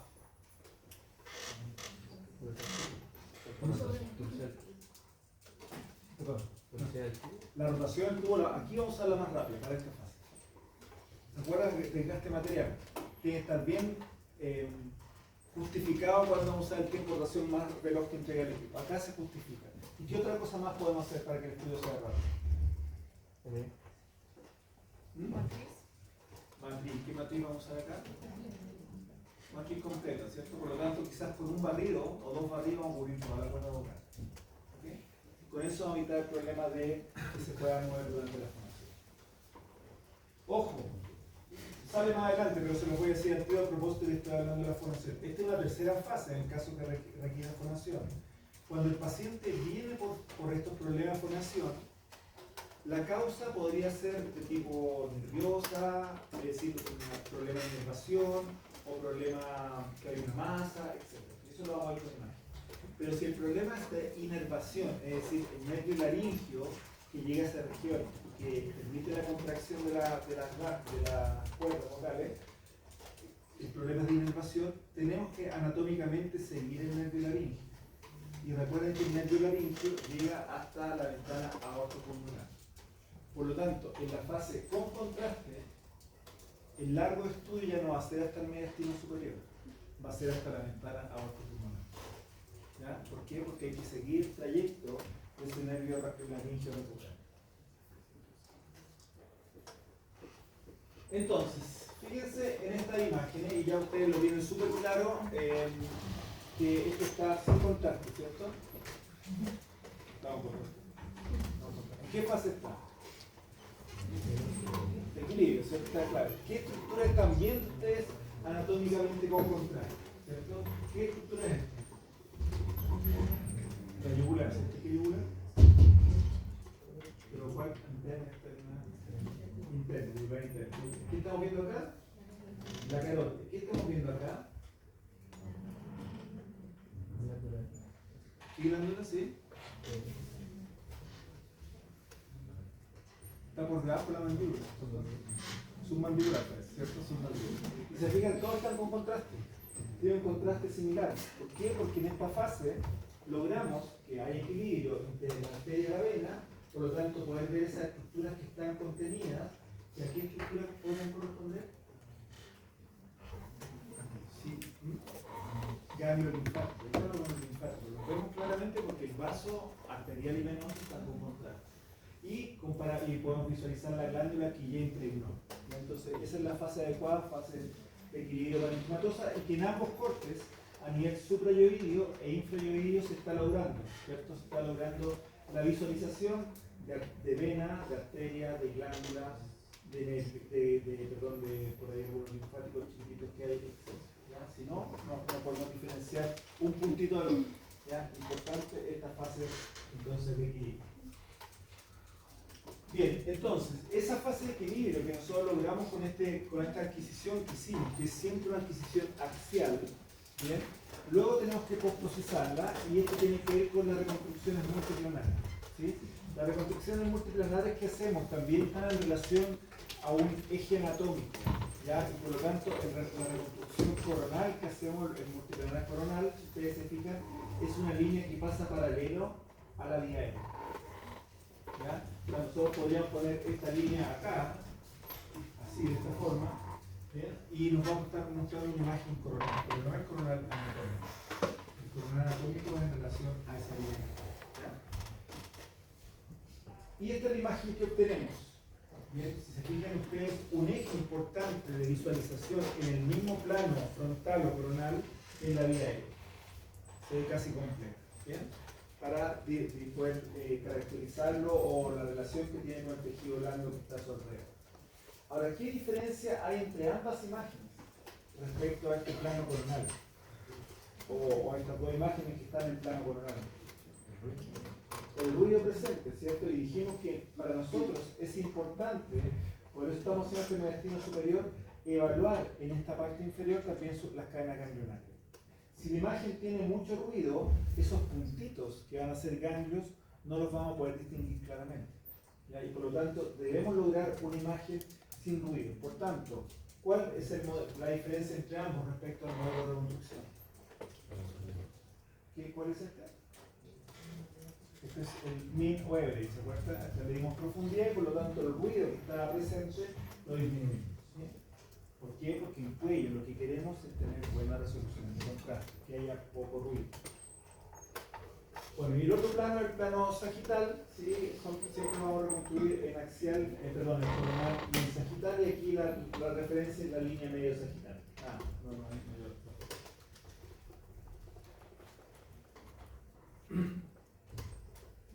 Importancia, bueno, acá aparece la importancia de la resolución de contraste. Si esta imagen no la combinamos con min o average, todo esto lo tendríamos lleno de ruido. Y por lo tanto, todos estos ganglios linfáticos que están acá no se visualizarían. El ruido no permitiría visualizar si es un ganglio o no, ¿ya? Y siempre los ganglios tenemos que ver. Bien, importante la visualización de la laringe, ¿ya? Porque las lesiones tumorales más frecuentes que ocurren en el cuello, ¿ya? Y que porcentualmente dentro de todos los tumores que existen en el cuerpo, ¿cierto? Son importantes, ocurren a nivel de la laringe. ¿Y por qué a nivel de la laringe? ¿O en qué parte de la laringe, ¿cierto? Si tenemos las tres regiones, ¿dónde tengamos grasa? ¿Se acuerdan recién de esta delimitación grasa que nosotros tenemos que ser capaces de visualizar en la tomografía? Acá adelante, ¿cierto? Se fijan, por delante de la epiglotis hay grasa. Es una línea de grasa. Acá hay otra línea de grasa. Otra línea de grasa que va a estar por delante del yoide, etc. Son líneas de grasa normales. Y cuando se borran, es indicativo de que algo está ocupando ese espacio de grasa. ¿Ya? Y esas zonas son, ¿cierto? muy frecuentes de que ocurran estas lesiones de tipo tumor. Entonces, para nosotros es muy importante la evaluación de la laringe cuando el paciente viene por problemas de deformación, pero también, ¿cierto?, en la evaluación de esta línea de grasa. ¿Sí? Tenemos que ver si esas líneas de grasa, insisto, no se pierden, porque puede ser el indicio de una lesión tumoral que se esté formando. Si hay una lesión tumoral ya formada, grande, la vamos a ver igual, ¿cierto? Pero el indicio lo podemos ver aquí. Entonces, la laringe puede estar dirigido a ver alteraciones de la fonación, y donde lo que nosotros tenemos que realizar en los estudios, como lo vimos en la tabla anterior, donde aparecía una tercera columna que decía fonación, es hacer maniobras de fonación. ¿Sí? La letra I, la letra E, mantenerla, ¿cierto? Eso, y si quiere hacer la línea E, ¿cierto? Pero hacer el estudio lo más rápido posible, con los parámetros que vimos que podemos hacer. Y a veces, cuando estas líneas grasas se pierden, dijimos que son líneas grasas anatómicas normales, tenemos que completar maniobras de Valsalva. Y ver, por tanto, ¿cierto? Si la maniobra de Valsalva ayuda a corregir la visualización de ciertos espacios tejidos. En este caso evaluar si los senos de Valsalva, perdón, los senos piriformes son correctos o no son correctos. ¿Ya? esa región de la laringe, que es la región relacionada a la hipofaringe también, ¿sí? Es donde más tumores se generan a nivel del cuerpo. Entonces, nosotros tenemos que evaluar bien la laringe, pero también evaluar bien qué pasa con estos senos piriformes. Si no aparece un seno piriforme en la imagen, puede estar pasando que el estudio que al paciente le pedimos que estuviera en apnea, que no se moviera, que no tragara, lo hiciera en apnea expiratoria. Y si lo hacen en apnea expiratoria, la presión de la columna aérea es menor y esos senos, que son senos llenos de aire, puede colapsar. Si no lo vemos, porque está colapsado, el no verlo podría ser indicativo de que hay un tumor. Por tanto, ¿cómo nosotros corroboramos que no verlo? Es porque el estudio esta columna aérea está negativa o porque efectivamente hay una masa haciendo Valsalva. Valsalva, ¿cierto? Es aumentar la presión de la columna intratorácica, haciendo que el paciente trate de empujar, de botar el aire, pero que no lo bote, ¿sí? Y eso aumenta la presión. Y lo que debería ocurrir, si es que no hay una masa, es que al aumentar la presión, en esa nueva imagen, el seno piriforme debería verse lleno de aire. Si sigue viéndose sin aire, es que lamentablemente sí hay una masa que está ocupando el espacio. Entonces, Valsalva lo hacemos en esos casos. Y como les decía anteriormente, extender el estudio distal al callado aórtico. ¿Por qué? Porque vamos a llegar a la ventana aortopulmonar cuando seguimos el nervio recurrente laríngeo, cuando queremos ver alguna lesión de las cuerdas vocales. Entonces, recuerden estos espacios preepiglóticos, paraglóticos, etc. Todos esos van a estar normalmente llenos de grasa, por lo tanto van a ser efectivamente, como dice ahí, de invasión temprana, porque hay grasa. Normalmente esas líneas grasas van a estar presentes. Si no vemos las líneas grasas, ¿cierto? Podría ser indicativo de que hay algún tipo de lesión. Entonces, para evaluar en esta región laríngea las cuerdas vocales, hacemos esta técnica de fonación con la letra I o la letra E, y lo que ocurre normalmente cuando vocalizamos esas letras es que las cuerdas vocales se contraen simétricamente. ¿Qué deberíamos ver, por lo tanto? Que está prácticamente cerrado, el espacio, ¿cierto?, se disminuye en forma simétrica. Cuando no es así, uno de estos lados va a quedar abierto porque no se contrajo la cuerda vocal. Esto es indicativo de que hay problemas de inervación probablemente o hay una masa. Entonces, para eso hacemos fonación con la letra I o I. Y la maniobra Valsalva, que aquí no aparece bien en el esquema, no queremos ver la cuerda vocal, queremos ver esto que está atrás, que son los senos piriformes, que son espacios aéreos. Entonces, en la maniobra de fonación, lo que queremos ver es que las cuerdas vocales verdaderas, pueden ser que está a nivel de la glotis, y obviamente los epiglóticos inferiores, que estos se contraigan simétricamente. Entonces, adquisición para la maniobra de fonación, adquisición solamente de la laringe. ¿Cómo vamos a ver dónde está exclusivamente esta región de la laringe que es la glotis? ¿Cómo vamos a ver eso para programar el estudio? Por la manzana. Por la manzana. La manzana, ¿cierto? El cartílago tiroides es bastante grande, ¿cierto? Se relaciona en parte con la glotis, pero también con la supraglotis. Pero ¿de qué otra forma nosotros podríamos saber cómo saber hacer exactamente esto, planificar estos cortes en la glotis? Porque tenemos que hacer corte ahí, no tenemos por aquí rayar más. ¿Cómo sabemos entonces dónde está la glotis? Porque recuerden que esta maniobra de fonación, en la tabla que aparecía la tercera columna. Tenemos una segunda columna que viene arriba del cuello. Y ahí buscamos en esa imagen dónde está la glotis. Y volvemos a planificar, ¿cierto? Entonces a ver la glotis, teniendo esa imagen arriba. Bien, entonces, solamente en esa región. Realizar como última fase de exploración, ¿bien? La tercera columna. Y mantener vocalizada la letra I o la letra E. Esta es la anatomía de la laringe normal, ¿ya? Y dentro de esto lo que quería mostrarles es, porque ya vimos esta maniobra de fonación, que por la vocal se contrae simétricamente, pero esto que está aquí con un gato, ¿sí?, son los senos piriformes. Y fíjense que ahí están llenos de aire. Eso así normalmente deberíamos verlo. ¿Por qué podría verse no lleno de aire? Es porque la columna aérea es una presión negativa y esto colapsó. ¿Cierto? El paciente, en vez de estar en una apnea inspiratoria, está en una apnea expiratoria. Por lo tanto, vamos a hacer maniobra Valsalva para ver. Si Si aún sigue sin verse los senos piriformes, es que hay una masa. Fíjense ahí. Ve el seno piriforme del lado derecho, pero no el del lado izquierdo. ¿Se fijan? Derecho, lleno de aire, y el del lado izquierdo no se ve. Bien, podría ser porque hay una masa, podría ser porque la presión fue negativa. Por lo tanto, ¿cierto? Luego hacer Valsalva, lo que deberíamos recuperar es que ambos senos piriformes se vean llenos de aire, bien sellados. Si no se logra eso con Valsalva, fíjense lo que está ocurriendo acá, es que efectivamente hay una masa que está ocupando ese espacio. Muy frecuente a este nivel. Ahí se ve nuevamente seno piriforme de un lado, el del otro está ocupado efectivamente por una masa, ¿ya? Una masa tumoral. Entonces, las indicaciones del tag de cuello, ¿sí? ¿Para qué se pide el tag de cuello? Nosotros vimos que anatómicamente el cuello tiene 7 grupos ganglionares. ¿Por qué? Porque está lleno de ganglios linfáticos. Se divide, ¿cierto?, por regiones estos grupos linfáticos por los primeros principios. Por lo tanto, el tag de cuello se pide para ver ganglio linfático aumentado a tamaño, más allá de 1 milímetro, ¿cierto? Aeropático. En el caso de tumores, como dijimos, ¿cierto? Tumores también, cuadro infeccioso y cuadro inflamatorio. Dijimos que estos dos casos podrían ser de urgencia quirúrgica. Depende de la ubicación donde ocurriera. Recuerden, una infección nosotros la vamos a evaluar como un absceso.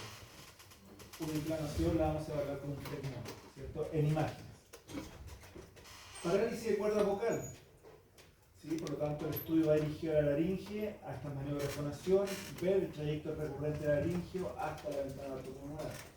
Estratificación y controles de cánceres, ¿ya? Porque dijimos que es una región que es frecuente con algunas lesiones tumorales, y la evaluación de la vía aérea. Dijimos la vía aérea que podía ser la única razón de que el estudio no requiriera contraste iodado, cuando la lesión era una lesión que estaba dentro de la vía aérea. Si era externa la vía aérea que la comprimiera, igual teníamos que poner contraste. Bien, entonces hay una serie de patologías, ¿cierto? Que esto lo vimos también en otra asignatura, y que están relacionados a los compartimentos. Aquí el crioportado, ¿cierto? Parte de la lesión. Bien, pero si ustedes se fijan, aquí en el compartimento parotidio hay un aumento de volumen. ¿Okay? Entonces, lo primero que ustedes ven, porque incluso muchos pacientes uno puede visualmente, ¿por qué viene? Porque viene a medio pelota, ¿cierto? Entonces ya saben más o menos dónde puede estar la lesión. Pero ustedes tienen que reconocer qué compartimento es ese en la imagen. Es importante, ¿cierto? Es súper importante, porque dijimos que hay compartimentos que son más complejos. Mientras más cerca estemos de la región central de la faringe, es más complejo. Mientras más cerca estemos del retrofaringio, también es complejo. ¿Ya? Entonces, si se fijan acá, nosotros tenemos un aumento de volumen, que puede ser súper grande, pero que está en el compartimento masticatorio. Por tanto, sea una media pelota, pero en realidad no hay que tratarlo, pero no es una urgencia, no es que el paciente tiene que ir inmediatamente, pero deben hospitalizarlo. ¿Ya? ¿Por qué? Porque el compartimento parótico. Y si ustedes se fijan, en este caso el estudio se extendió hasta la región supratentorial prácticamente. ¿Por qué? Porque si es compartimento masticatorio, el compartimento masticatorio tiene un músculo temporal que se inserta en la fosa temporal. Entonces hay que seguir el trayecto hasta donde se inserte ese músculo, porque todo esto está inflamado, está aumentado la mano. Lo primero que decir, ¿cuál es el compartimento afectado en cuanto a este aumento de tamaño? Luego, ¿cierto?, de evaluar si lo que estamos viendo en ese aumento de tamaño, qué comportamiento tiene con el contraste.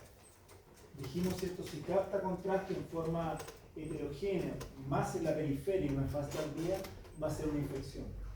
Si capta contraste en forma tenue, toda la lesión va a ser una inflamación. ¿Okay? Entonces, algunas de las consideraciones que ustedes tienen que ver. Bueno, otra lesión es frecuente por el tipo de función que tiene a nivel de las glándulas salivales. ¿Sí? Las glándulas salivales, que nosotros vamos por lo tanto a diferenciar en tipos de estudio. ¿Cómo vamos a hacer estudio de tomografía según la lesión de la glándula salival? Por ejemplo, una lesión muy frecuente de glándulas salivales de la parótida. Por tanto, compartimento parotidio, ¿verdad? Posterolateral. ¿Sí?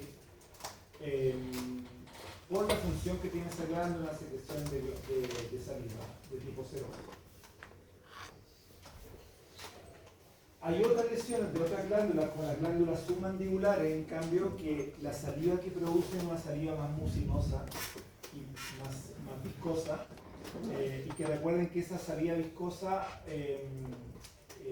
tiende a precipitar por el pH que tiene y puede formar cálculos. Por lo tanto, a nivel de la causa más frecuente de un aumento de tamaño de la glándula submandibular, no sale de ahí, es una cialinitis. Es decir, el conducto de Barton, que es el conducto de la glándula submandibular, se obstruye por un producido por la misma saliva mucinosa. A diferencia de la parótida, no tenés cálculos, van a ser otro tipo de infecciones.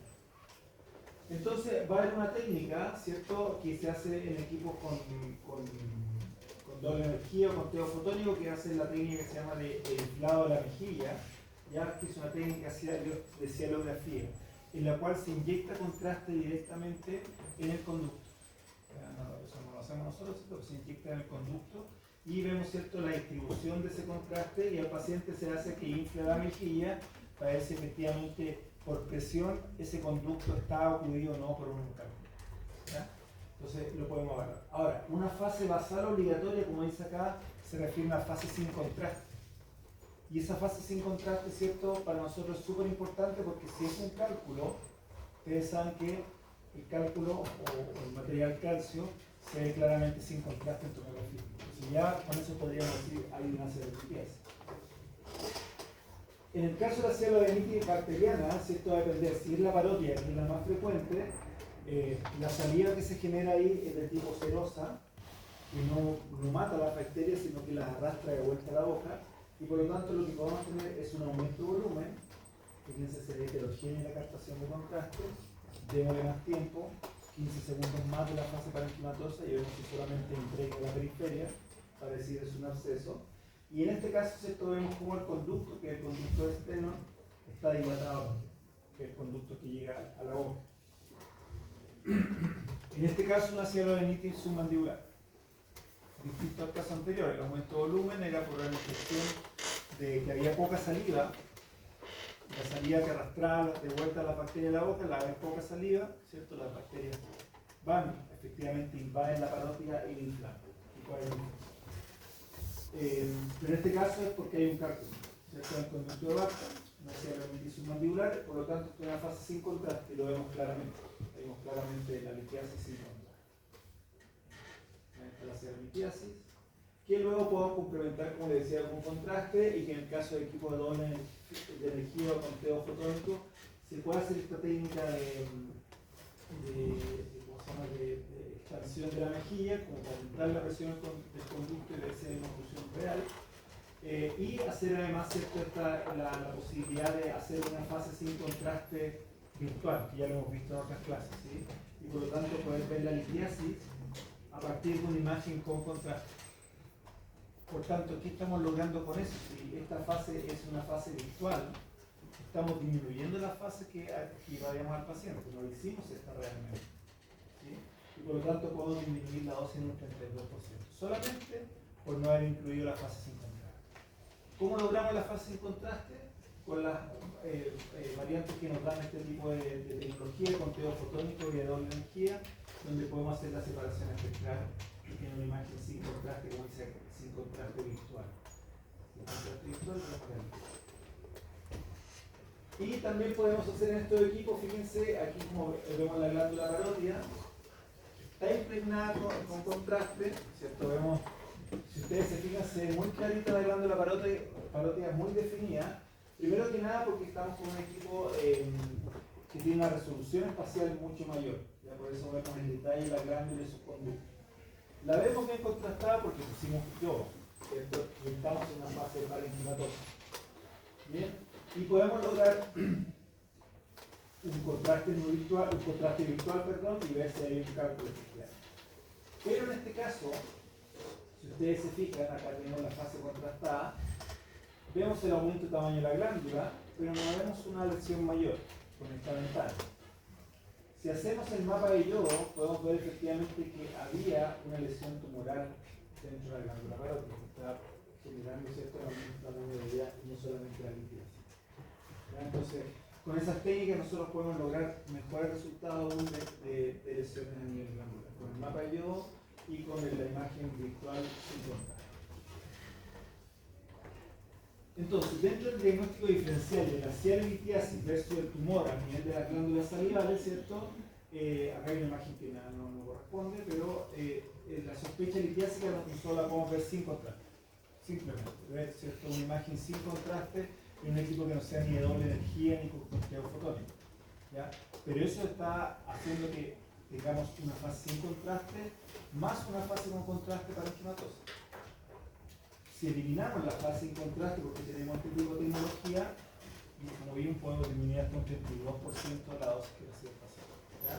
Pero para eso tenemos que tener este tipo de técnica de equipo con fotónico o de doble energía, en el cual podemos hacer el análisis espectral y poder evaluar, ¿cierto?, con el mapa de yodo la cuantificación de yodo presente por unidad de tejido. Bien, por tanto, dentro de los protocolos de esta región del cuello, podemos evaluar absceso, flegmona, perianidaliano, litiasis. ¿Sí? Entonces usted, y acá sabe la fase, tiene una fase sin con contraste. La fase sin contraste, ¿a qué región del cuello la vi?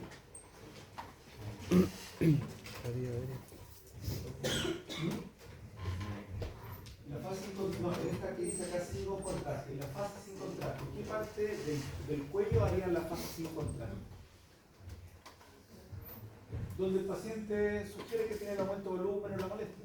No es todo el cuello. El paciente no va a tener un dolor, un aumento de volumen en todo el cuello, ya solamente en el corazón donde se piensa que está la lesión o el paciente nos refiere que le molesta, hacemos la fase sin contraste. Y luego la fase con contraste la hacemos completa en la planificación que ya vimos. En el caso de la litiasis, ¿cierto?, es básicamente a nivel de glándula subunguial. En el caso de cualquier lesión linfoproliferativa, lo que se piensa efectivamente es que hay un aumento de tamaño de los ganglios linfáticos, ya sea porque el paciente tiene una patología linfática leve como el linfoma. Lo que queremos es ver ganglios linfáticos.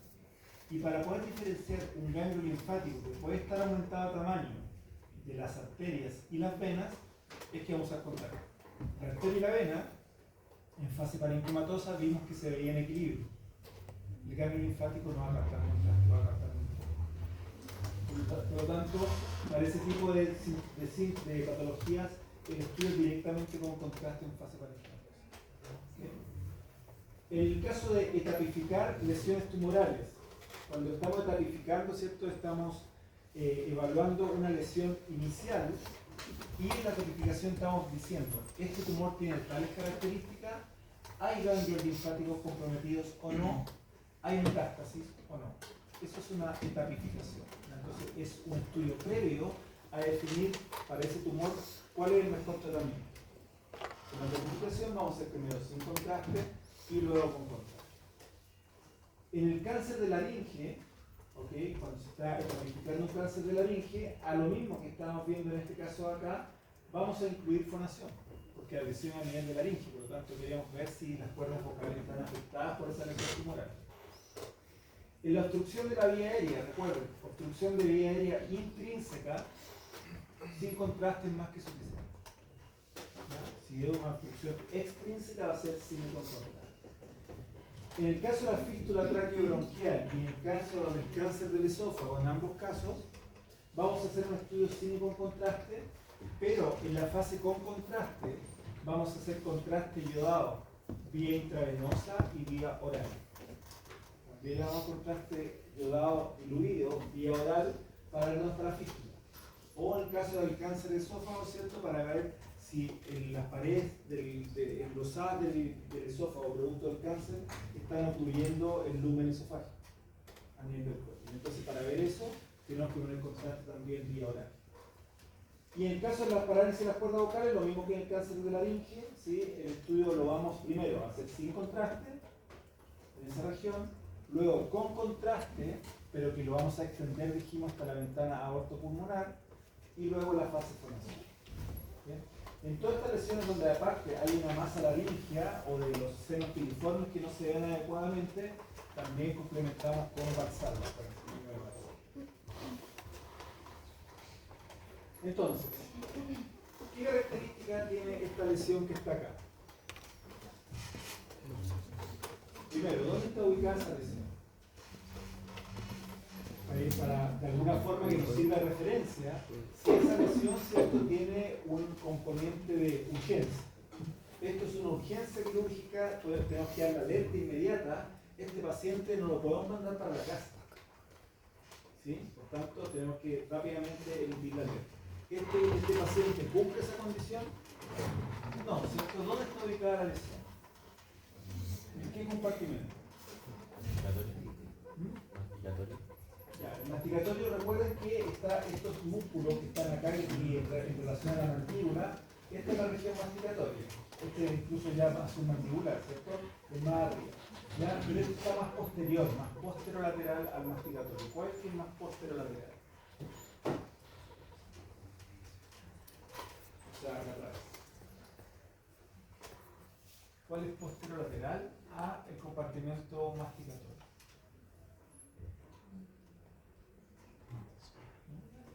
Parotidio, ¿cierto? El parotidio que vamos a poner el compartimento parotidio, acuérdense que está delimitado además por capas superficiales.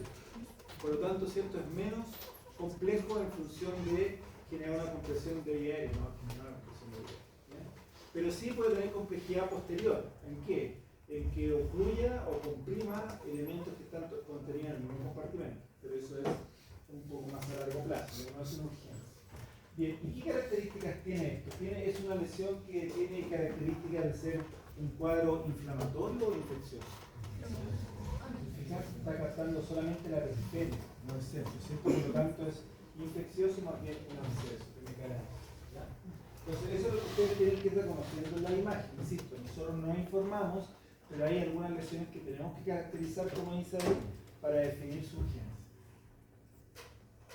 Bien, ¿y esto? ¿Será una urgencia, no? De hecho ya está generando compresión de la vía aérea, ¿cierto? Está generando compresión de la vía, por lo tanto es una lesión compleja. ¿Qué tipo de lesión será infecciosa o inflamatoria?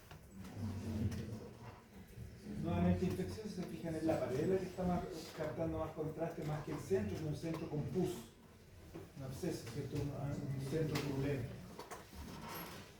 ¿Por qué no podría ser una masa? Porque estamos hablando de infección, ¿cierto? De inflamación, o sea, un absceso, un pulmón. ¿Por qué no podría ser una masa? ¿Qué? Pero capta la periferia. ¿Cierto? Dijimos, si la capta la periferia es un absceso, ¿sí?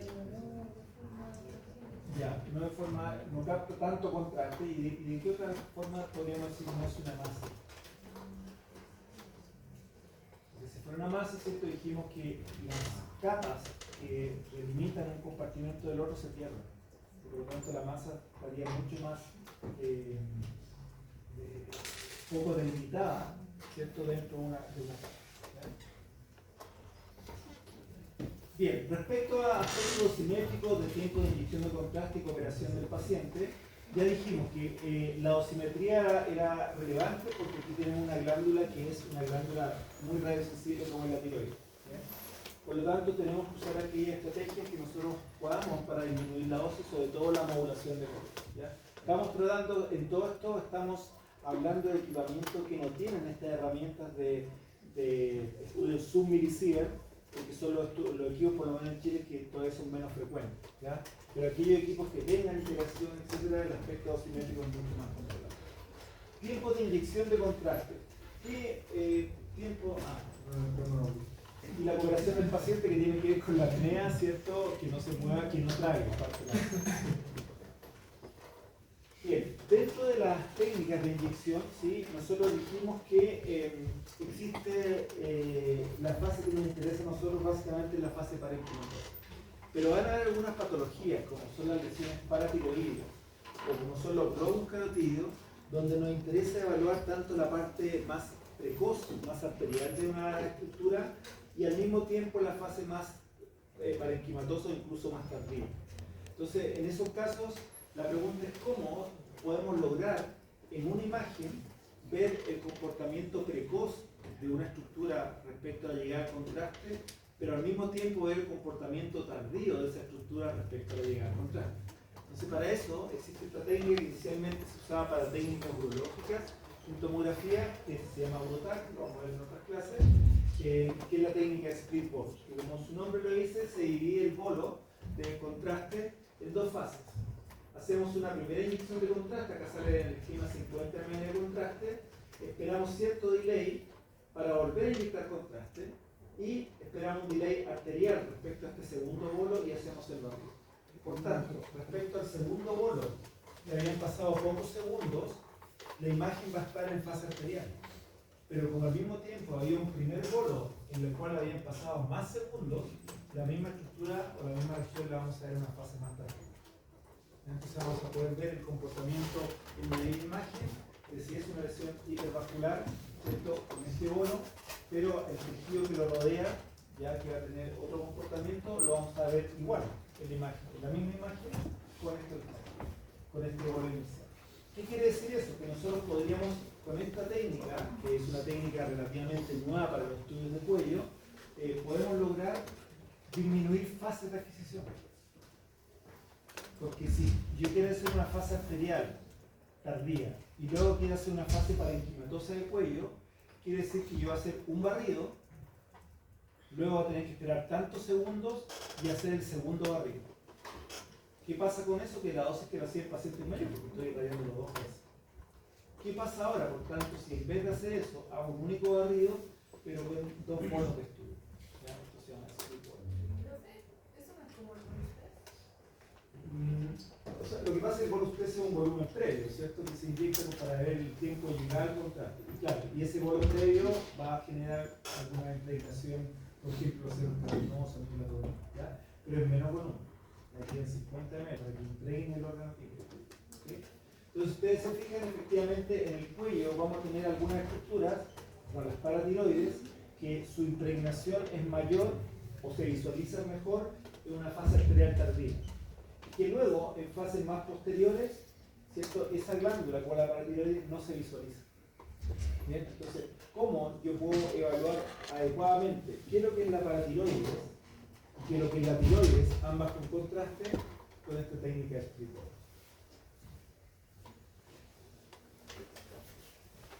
En esta imagen, si ustedes se fijan, tiene mucho ruido. ¿Qué es lo complejo que hay en esta imagen? Aparte que técnica, que como que la imagen tiene mucho ruido, pero a pesar de eso, ¿qué es lo complejo que ven ustedes en esta imagen? ¿La vía aérea? ¿La vía aérea? ¿Ya? ¿Y qué más? Aparte de la vía aérea. Si ustedes se fijan, a pesar del ruido que está disminuyendo por tanto su resolución de contraste, estamos viendo que por detrás de la vía aérea hay una densidad un poco menor. ¿Sí? Y esa densidad un poco menor está por detrás de la vía aérea y por delante de la columna. Por lo tanto, ¿qué espacio podrá ser ese? Retrofaringe, ¿cierto? Y el centro no se ve captando contraste y la periferia un poquito. Por tanto, un absceso retrofaringe. ¿Eso es una urgencia quirúrgica o no? ¿Sí? Y fíjense en la segunda imagen, que es el mismo caso en el coronal, cómo esas zonas hipodensas ya se están extendiendo hacia inferior. ¿Se fijan?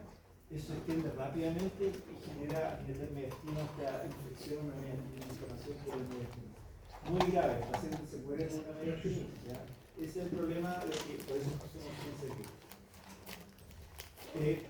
Para evaluar adecuadamente el absceso, entonces nosotros dijimos, respecto a la fase parenquimatosa, ¿qué delay teníamos que darle? Segundo adicional es cierto a la fase parenquimatosa. Recuerden que la fase parenquimatosa era de 40 a 60 segundos, por lo tanto le damos 10 a 15 segundos más para asegurarnos que eso que estamos viendo es un absceso. ¿Ya? ¿Cómo se ve un absceso cuando le damos el tiempo suficiente? Solamente capta la periferia, no el centro. Entonces, ahí están un poco ciertos los delays, los tiempos de retardo para cada fase. Si nosotros hacemos una fase arterial a este nivel, esos 15 a 20 segundos, ¿para qué será eso? ¿Para qué estructura queremos ver ahí? En este tiempo de 15 a 20 segundos. ¿Qué estructura anatómica del cuello es la que queremos ver comportar? El nombre lo dice, ¿cierto? Queremos ver la arteria, ¿cierto? Por lo tanto, si solamente queremos ver la arteria, ¿qué pasa con este estudio del cuello? ¿Cómo se llamaría? angiocuello. Ya es un angiocuello, ¿ya? Entonces ese delay es para un angiocuello. Y además podemos usar bonus tracking, como lo hemos conversado, ¿cierto? Con la muerte. Una fase arterial tardía, en cambio, ¿cierto? Es de 30 a 35 segundos, o de 30 a 40 segundos, ¿cierto? Depende del flujo, que nos va a servir, por tanto, como dice su nombre, para evaluar cómo estas arterias que van con contraste empiezan a impregnar ciertas estructuras que son más hipervasculares. ¿Ya? Esa estructura dentro del cuello es la paratiroide. Por lo tanto, para ver la paratiroide, el delay que nosotros deberíamos utilizar debería ser 30-35 segundos. Para el cuello, para el parénquima del cuello, ¿sí? El tiempo ya dijimos de 40, casa de 40-55, de 40 a 60 segundos. ¿Sí? El delay de 2 a 3 ml por segundo dijimos que era bajo porque queremos impregnar el parénquima. Estos tiempos de 40 a 60 va a depender, ya habíamos dicho, del flujo. ¿Sí? Entonces, si nosotros queremos ver, lo que les decía anteriormente, quiero evaluar paratiroides versus tiroides, yo lo que tendría que hacer es esta fase y esta fase. Por lo tanto, estoy irradiando 2 veces al paciente cerca de la tiroides. Las paratiroides están por detrás de la tiroides, o sea, estoy irradiando algo que no corresponde, ¿sí? Por lo que es más radiosensible. Por lo tanto, una estrategia es el split bolo, ¿cierto? 2 bolos contrastes en distinto tiempo, por lo tanto, cuando yo haga el barrido, del primer bolo van a haber pasado casi 60 segundos, del segundo bolo van a haber pasado 8 segundos. ¿Qué debería haber entonces en la imagen? Impregnada tanto las paratiroides como la tiroides. Y el tardío dijimos 10 a 15 segundos después. ¿Este lo hacíamos en qué caso? ¿Cuándo hacíamos esta fase tardía? Para descartar que lo que estamos viendo sea un absceso. Entonces, en el estudio para tiroides, si nosotros hacemos el estudio en fase parenquimatosa, que es como normalmente se hace el tal de cuello, para ver las estructuras que ya fuimos nombrado anteriormente, las paratiroides no las vamos a ver, porque tienen un lavado rápido. O sea, las paratiroides no van a estar compuestas. Entonces, para verlas tienen que estar con contraste una fase arterial tardía. ¿Por qué? Porque en la cinética tisular de la paratiroide, ¿cierto? La vamos a ver hiperdensa en una fase mucho más precoz, de 30 a 35 segundos como habíamos anteriormente. En cambio, ¿cierto? En fases posteriores, donde el resto del parénquima del cuello se va a ver impregnado, el lavado va a ser rápido la paratiroide y la vamos a ver sin contraste. Entonces, por eso que en este caso, si nosotros queremos evaluar lesiones ectópicas de la tiroides y la paratiroides, para poder caracterizarlos bien, ¿cierto? Tenemos que tener este estudio idealmente con técnica de split bolo. Esto tiene que ver un poco cuando hay una distribución ectópica de tejido tiroideo a nivel carotidio, la vaina carotidia, a nivel subcotractosofágico, que es el más frecuente, infratímico y retroesofágico. Ya recuerden que estas células tiroides pueden migrar distintas regiones. Entonces, nosotros podemos ver acá una imagen sin contraste, enfocada en la región del espacio visceral. Vamos a ver las tiroides, tenemos las tráqueas, la región esofágica, y las glándulas paratiroides van a ser estas chiquititas que están acá. Bien, entonces aquí la pregunta es, ¿cómo en este caso nosotros estamos evaluando la glándula paratiroide que está impregnando, pero al mismo tiempo la tiroides está impregnando, ¿cierto? Porque dijimos que si usamos la técnica split bolo vamos a poder ver la visualización de algo. Si no es así, fíjense cómo la tiroides se ve contrastada, lo mismo que la arteria y la vena, pero la paratiroides, que esa chiquitita, ya no está con contraste, está lavada. ¿Okay? Esto es lo que normalmente cuando vemos la paratiroides nosotros visualizamos cuando hacemos tag de cuello con contraste en fase parenquimatosa.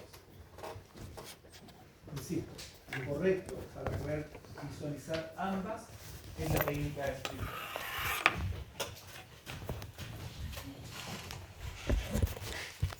Sí, termino acá y paramos primero.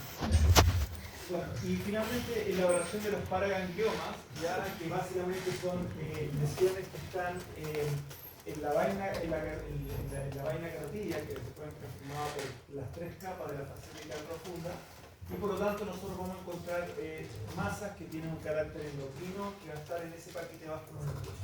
Por lo tanto, la pregunta es cómo nosotros lo diferenciamos si es un paraganglioma de alguna lesión, de una dilatación vascular, ¿cierto? Por la fase. ¿Sí? Tienen que ser idealmente como un siliconus para ver ambas fases bien contrastadas y el tejido alrededor también bien contrastado. Finalmente, y con esto terminamos esta primera parte, el volumen de inyección, ¿cierto? El volumen de inyección tiene que ver con que, recuerden que el volumen de contraste nosotros lo podemos disminuir, ¿sí? Y hay distintas técnicas para disminuir el volumen de contraste. Pero ese volumen de contraste que nosotros disminuimos está enfocado cuando nosotros queremos hacer estudios arteriales, hacer angio-TC. ¿Se acuerdan la regla del 50, el 75%, distintas formas de determinar volumen? Eso para estudios arteriales, estudios de angio-TC. Pero como en el TAC del cuello nosotros queremos evaluar fases de equilibrio, queríamos ver el mismo contraste que está subiendo y que después ya está retornando. Por lo tanto, el volumen de contraste no puede ser menor a 80 ml. De 80 a 100 ml es el volumen que usamos para un TAC del cuello. Distinto cuando veamos la. Y ahí logramos esta visualización correcta. Venas, arterias, glándulas, ¿cierto? Fase de equilibrio, fase parencimatosa. Con esa cantidad de volumen, menos volumen de contraste, el retorno venoso, el contraste va a venir diluido en la vena. Ya, ahí para. No, todavía me falta. Antes de parar. ¿Cierto? Por procesamiento, ¿cierto? Bueno, ya lo vimos, reproducción multinodular extraordinaria, sagital, ¿cierto? Respecto a la vía aérea. El MIT lo vamos a usar cuando queremos hacer evaluación de la parótida, de las paratiroides, perdón, cuando queremos hacer evaluación de un globus canotídeo, y aparte el ángel que lo vamos a ver después. Reconstrucciones planares curvas, en el caso de estructuras vasculares como arterias pequeñas, y volumen también para estudios más bien vasculares. ¿Ya? Recordemos que si nosotros tenemos equipos con doble energía, podemos hacer esta separación espectral y poder hacer un análisis mucho más preciso de esta estructura vascular. Ahora sí. Eso es lo que viene ahora. Hagamos entonces 2 minutos.